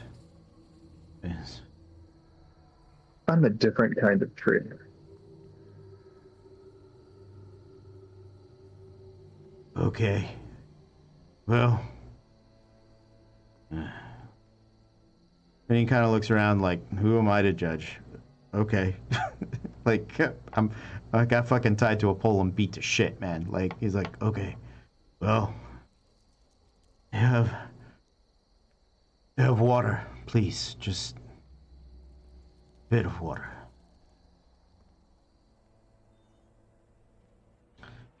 He again goes to grab it with his broken right hand and can't. So he'll take it in his left. And once he has a sip, he rinses it in his mouth, and you see him sort of bite and pull out a tooth, and spit it out on the ground. And he has another drink of water. Thank you. I appreciate it.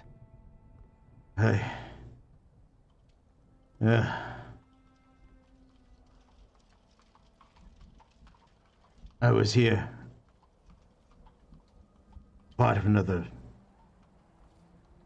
march along the south.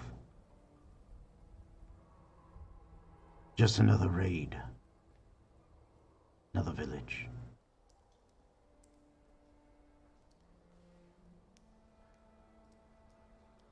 And his eyes sort of cast out over the camp.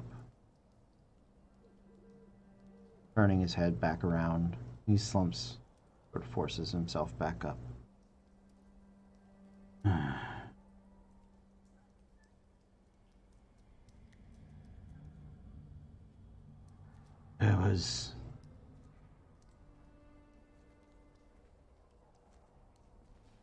There was a small family. Poor even among halflings, then. Huddled together. Prayed in their tent.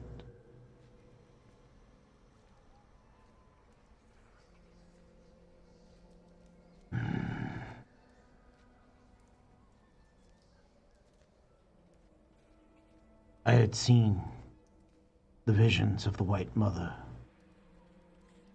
for years. I had done my best, hiding in the north. But my tribe was called south, forced to march.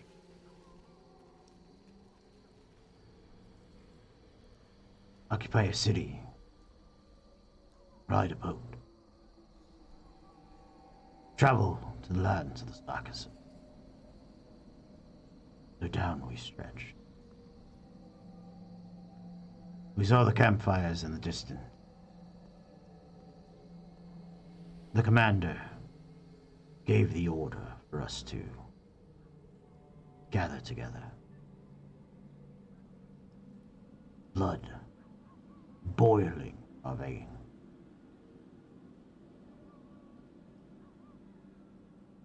The dogs alerted them. Barks, bays, and soon fell to whip cries.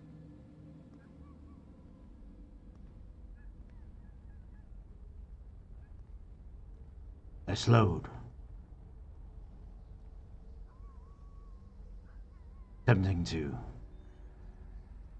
filter to the back. Commander grabbed me, tossed me forward, said, "Flush them out." And I saw them. I saw that small family huddled together. I saw a mother holding on to her children.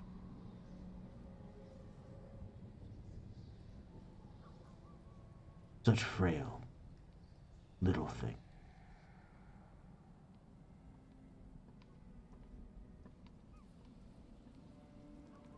I remembered I remember the days of my youth that were not so different, when I was small, frail, huddled together with our mother, as the shadow demanded more soldiers, as the shadow demanded more gold.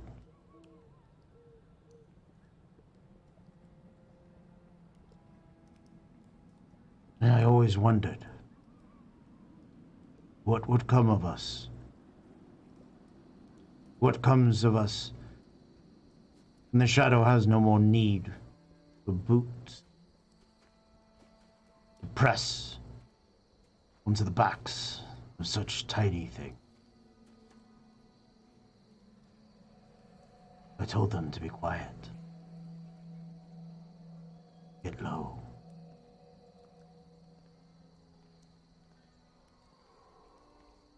Dragged out of bed, tossed it in the fire, collapsed the tent upon them, that they might hide.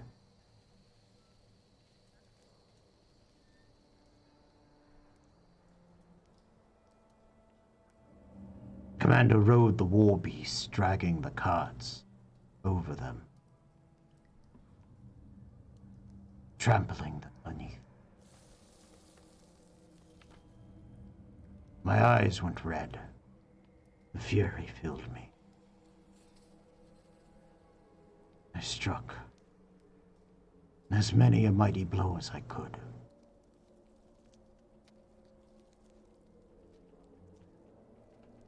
I had a moment, but I thought it was but blood fury. Lust of death had driven me mad, but I couldn't lie. I couldn't just do as they wanted me to do.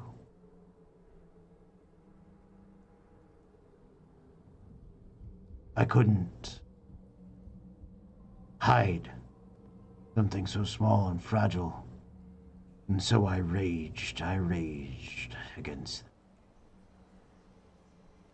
It did little good. They bound me, beat me, left me to be feasted upon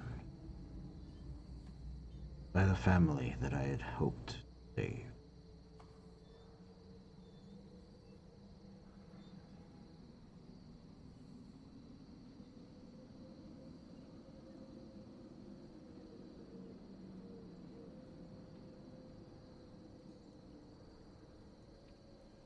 You watch him turn his gaze towards a tent. The thick leathers dyed red, crumpled onto the ground.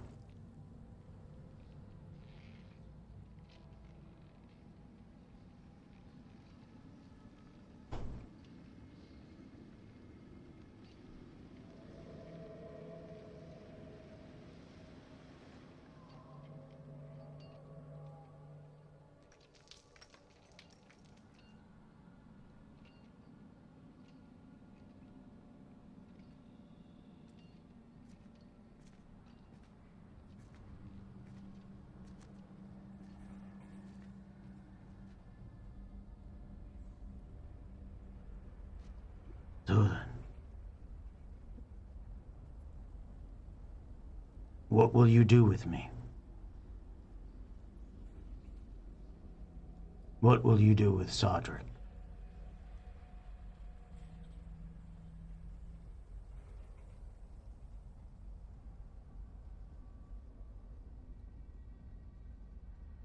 Ask for your help.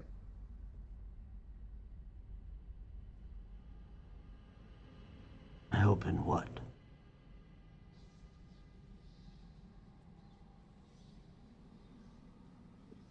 More of what you've already said.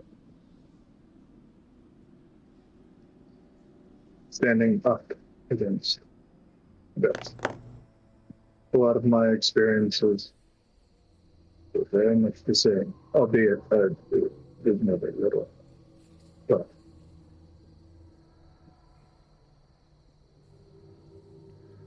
maybe the White Mother is the thing that puts me where I was. I tend to not have the highest respect for all things mystical, but my friend here showed me that there was quite some power that can come from magic. And having those who appear to be some of the ethos, but are not, is always a tough thing. I know from my own experience. It's an obvious step that needs to feel off, but sometimes it's worth it to die to stand up for it. It's right.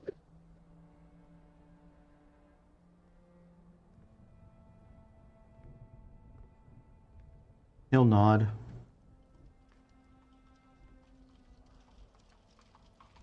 I don't know that I could do it any different. Wanted.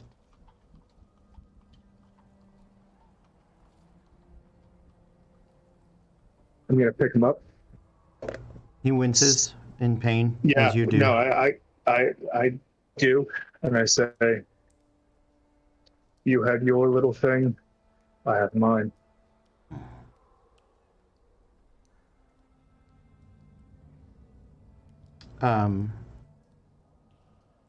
What would you? Yeah. What? Sorry, I could only hear kind of part of that, so I apologize, Keith. Damn. I look at Laroon and I say, you had your little thing, I have mine. Yes. How Laroon was what Bairden saved you. Yep. He'll nod in understanding, and I'll do what I can, but and he'll raise his hand. The gnarled sort of bag of flesh that now holds those bones. I'm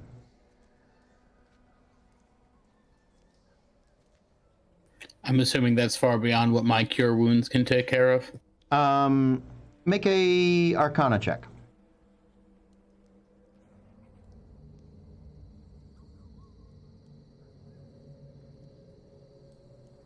$14. Okay. And make me a medicine check. 4. Okay. Yeah, cure wounds is not gonna help him with that. It needs like long-term care, like medicine care. You know that you don't know how bad it is. Maybe if he doesn't use it, or you put it, like you set it and kind of, I don't know, brace it. Not that you would necessarily know how. Over time, it might heal. Magically, he'd need maybe regeneration to get that working again. We're going to give him a hook. Yeah, I mean, Make it a grappling hook. It's way more fun.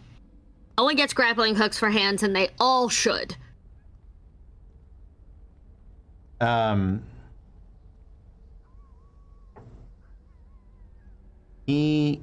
are you guys asking him to stay with you? Because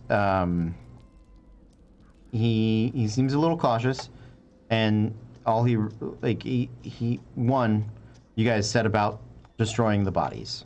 We're just gonna say that, so that, because I know you knew to do that and you wanted to do that, I distracted you with this. If you, Sardric will point you in the direction of the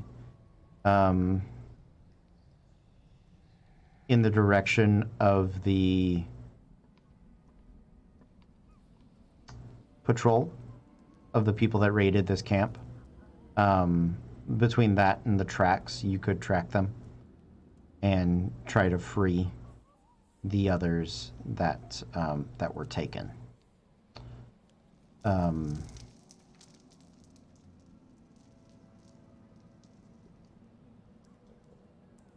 Wendell seems a little cautious of him, but Wendell is Wendell. So. Other than that, there's not much use in the camp. What would you guys Does like? he have somewhere to go is the issue. If he is willing to strike out on his own and keep himself safe and know that, like, we saved him, we have no ill will, but, like, does he have a place to go? Or is he just going to be wandering, homeless, lonely orc? Like, I would like to leave this ultimately to Shaq. These are just the questions I feel like we have to ask.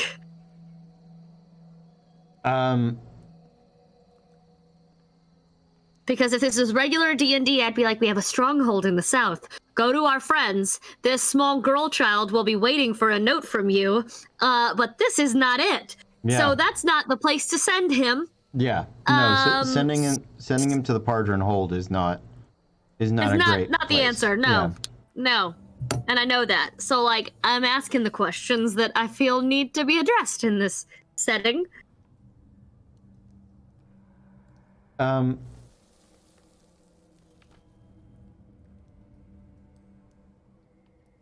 He doesn't know what he will do, but he seems to think he can take care of himself. He would ask for a knife or something to hunt with, but other than that, he'll gather up some leather for clothes, and he is proud about trying to take care of himself. Is it would we possibly be able to offer him to stay with us for as long as he is comfortable? Like, if he wants to hike with us to the river country and then, like, tear off on his own, like, we're not kicking him out now. He can take a few days with us and gain his strength back. It doesn't make him weak. He's still taking care of himself. He's still pulling his weight. But, like, then he can peel off whenever he's ready. Mm-hmm. Sure. But I say that in character to Shaq instead of just as Caitlin asking the dumb questions. I would say I agree with that, and I would look at him and say, you know, you have to find your own path. You've set off on your own, but I would say there's this, if you're looking to help, there's a possibility that you can help give us, at least for a little while. He sort of nods. He has a lot to think about it. I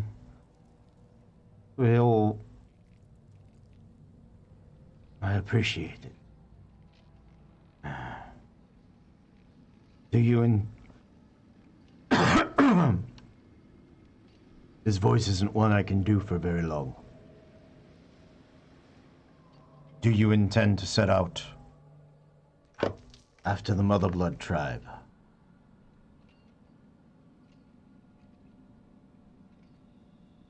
We have our own mission, but if it's going to help, including the base, but we have things that we have to do ourselves. And I'm not giving up any of the information about, like, what we're doing. There is not that level of trust there. I'm just like, we've got our own thing to do. If we can help, maybe we will. But otherwise, we're just going to keep on keeping on towards what we got to do.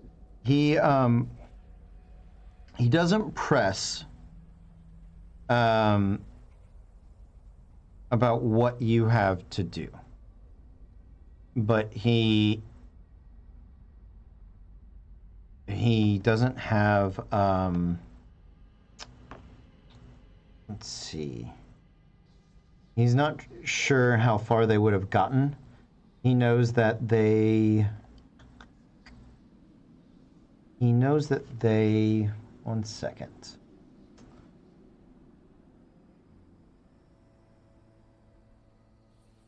He knows that they're being slowed because of the halflings. The halflings don't travel as fast as the orcs, even if they drag them.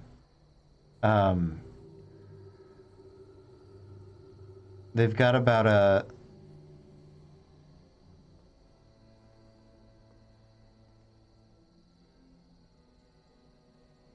3-day head start.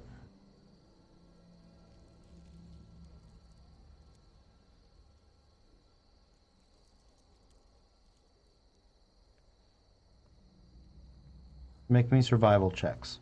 You can all do it.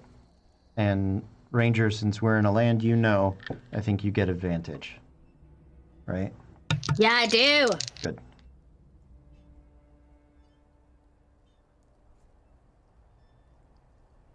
$12. 23.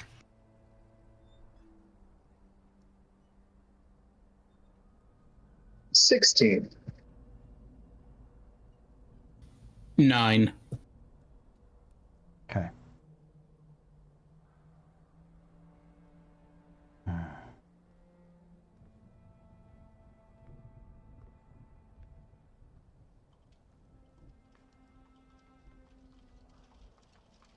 Mm-hmm. Mm-hmm. Mm-hmm. Mm-hmm. Mm-hmm.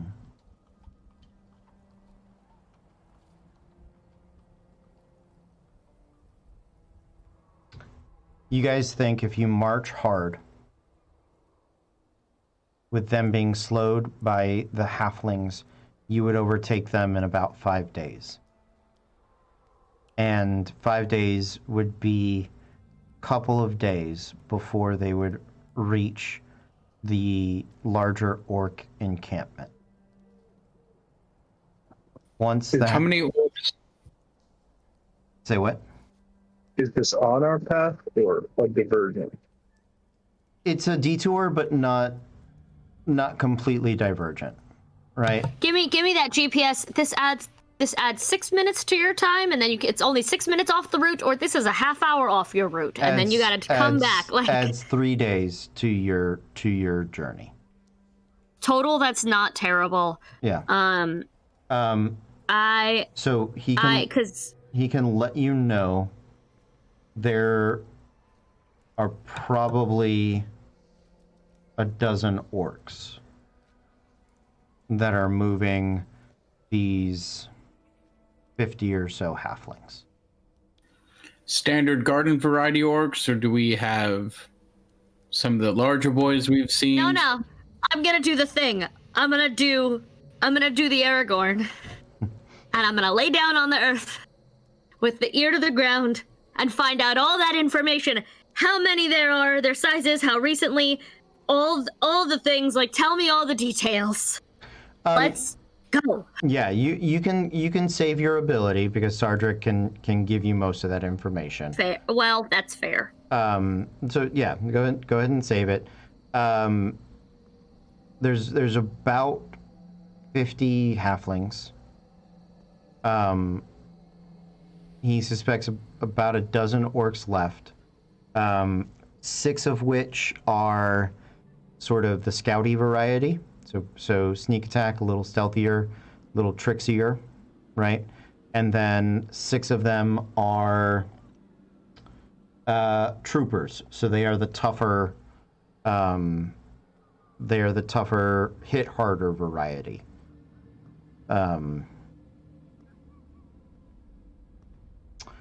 If the patrol makes it to the camp of the Mother Blood, I believe. If they make it to that camp, Mother of Blood, apologies, Mother of Blood tribe.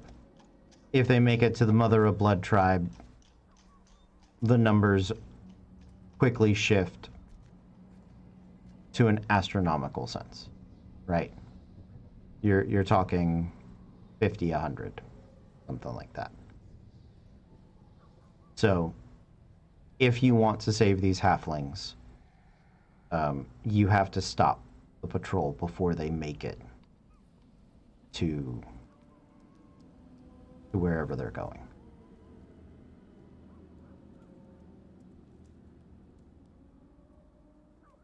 I think wanting to save them and actually being able to is two separate things. You guys have fought. Do remember, you fought a dozen orcs before. You have fought and defeated a dozen orcs a couple of times. So, I mean, we did, but the last time was a very close fight. hey, I'm not saying it'll be easy. I am just letting you know it is not an impossibility. It is not an impossibility. Yeah. There are about 6 lighter orcs, 6 heavier orcs. So you could. You can also, yeah. So you could. There are also some things you can do that might give you an advantage. So you're saying there is a chance. Yeah, there is a chance. It is up to you, however.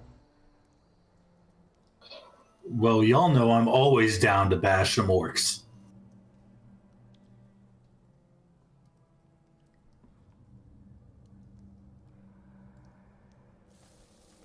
I'm not going to stop us from trying to save these people because I feel like that's the right thing to do. But if it's going to put us in more jeopardy, then I don't.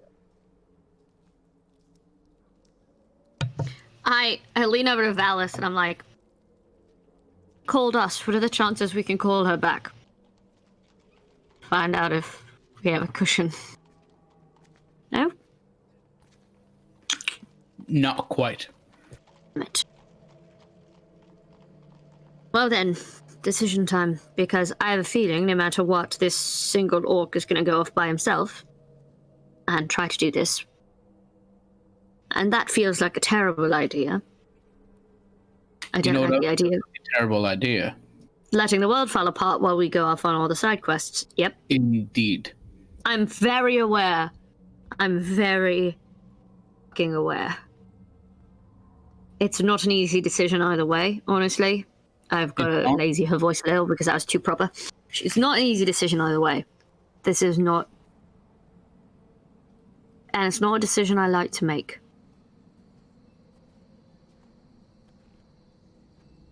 I don't like seeing the possibility of being able to chase down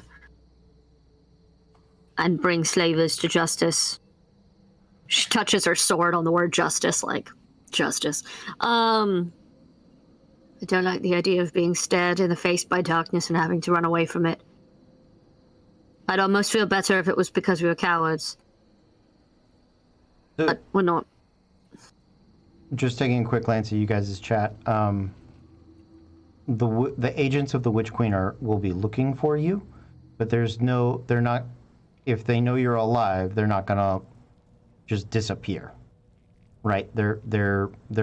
So the greater limiter on your time out in the wilds is 1, it's more dangerous, right? 2, something's chasing you, but the other part of it is your foodstuffs. So it's not a if you don't make it there by this day, the Witch Queen just abandons you guys. That's not the case.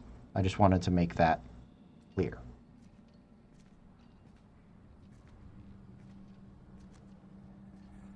Torgan, do you have an opinion?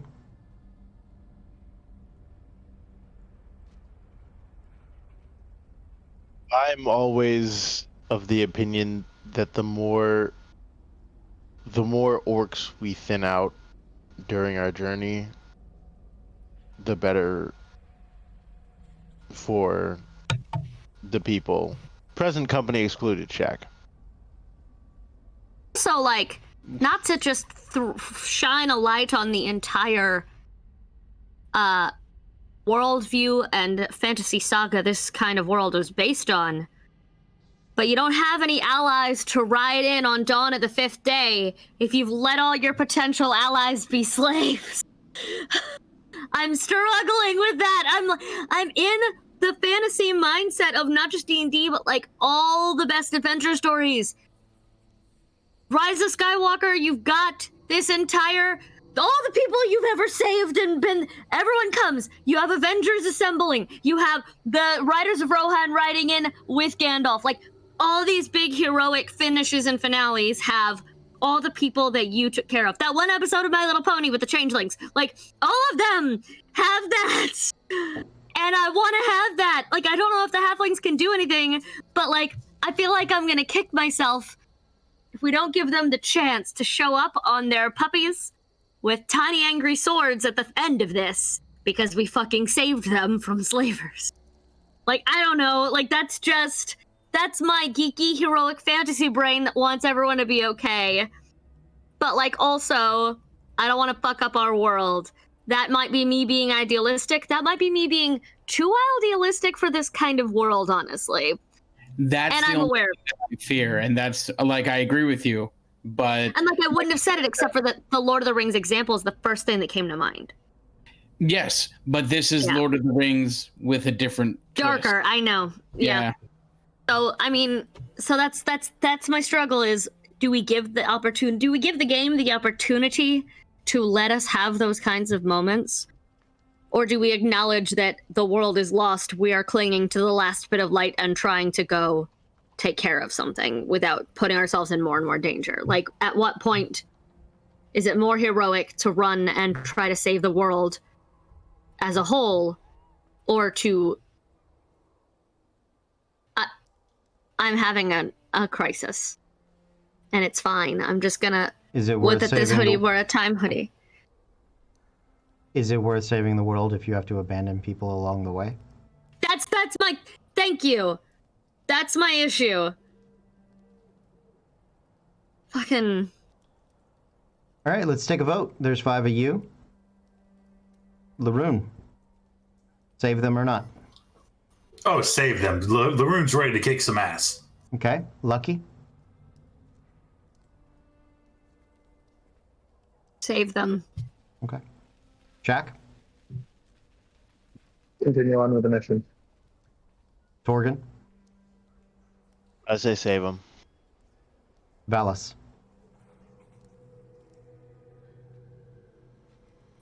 The mission. Okay. Then it is decided you guys will attempt to save the halflings. If it is also decided that if you are certain that your defeat is inevitable, Jack and Valis will abandon the group and carry the scroll onward towards Baden's Bluff. Without a doubt, abso-fucking-lutely. If we are falling and they cannot get us, we will fight and fall and let them get out and go do the thing. No guilt, no shame. I'll roll someone new. Like, Let's fucking go. Take my weapons off my body. Take them with the dog, who by the way, I have named Aranel, which is Elvish for princess. Aww. So you're gonna do that to me because my dog's name is Prin, which is short for princess. How dare I did not do that on purpose. I was looking up Elvish for survivor, and that's not a word because Tolkien didn't invent the entire language, just enough to have conversational stuff about love and flowers. But well, then what was the point of the whole epic? I was always told I wrote a super long book that talks about a lot of trees and a lot of rocks so I could make up a language, but you didn't make up the whole thing. Trees and rocks, though, you've got words for all of that in Elvish. Anyway, so I looked it up, and the closest I could find in the old proper Kenya is Aranel. So her name is Aranel, which is appropriate given my life. Lucky's life, not my life, personally. Lucky's entire being. Yeah. You have a choice. It is 10:35. It is late, but we did get a late start. That's the only reason. And I know you and I can sleep in tomorrow. Do you guys want to do that fight tonight, or do you want to save it for next week? I vote save. I'm I vote save as well. Okay. I have a hurricane watch coming through in about half an hour, so I'm gonna vote save. Yeah, there's Awesome. another weather spike happening, and we don't want to Tornado, rush. not hurricane. Yeah. I was yeah, like, yeah. I knew what you meant. it's a localized I know what you meant. hurricane, my dude, but that's It's what a just tornado them. is. Yep. Yep. Well, guys, great game. I'm sorry it was a little on the heavy side, especially given everything, but that is why also I'm glad That's midnight. we pushed it back. Yeah, it is midnight. It's a weird, dangerous world, but I am enjoying playing it with you guys. I'm having a very, very good time doing this with you guys. So thank you for a wonderful night. We're going to say goodnight. We have no show tomorrow, but do check us out on Monday. We'll be back with Disasters in Danger. That is our D&D5E high fantasy game. Tuesday night, Storm King's Thunder. Cole, what do you think? Oh, yes. Awesome. Am I muted? Okay. You're good. You're good. Okay. We heard you. We, just so you guys know, we are currently giving, it is up to the players and the DMs what shows we run and when. So sometimes that changes throughout the day. Sometimes life in the world just get in the way. And sometimes we think better of running certain things, right? We try to take care of our team first. So just know that that's the case. We'll be doing a giveaway for Norse Foundry next week. And so we know we'll be here Monday and Tuesday at the very least. Thursday is Wildmount. Friday is Dragon Age, although we do want to get back to What's Its Face soon. And then we've got Midnight. Hopefully next week we'll be killing some orc slavers. So thank you guys for hanging out with us. We love you. We are going to see you guys next time. But until then, be cool.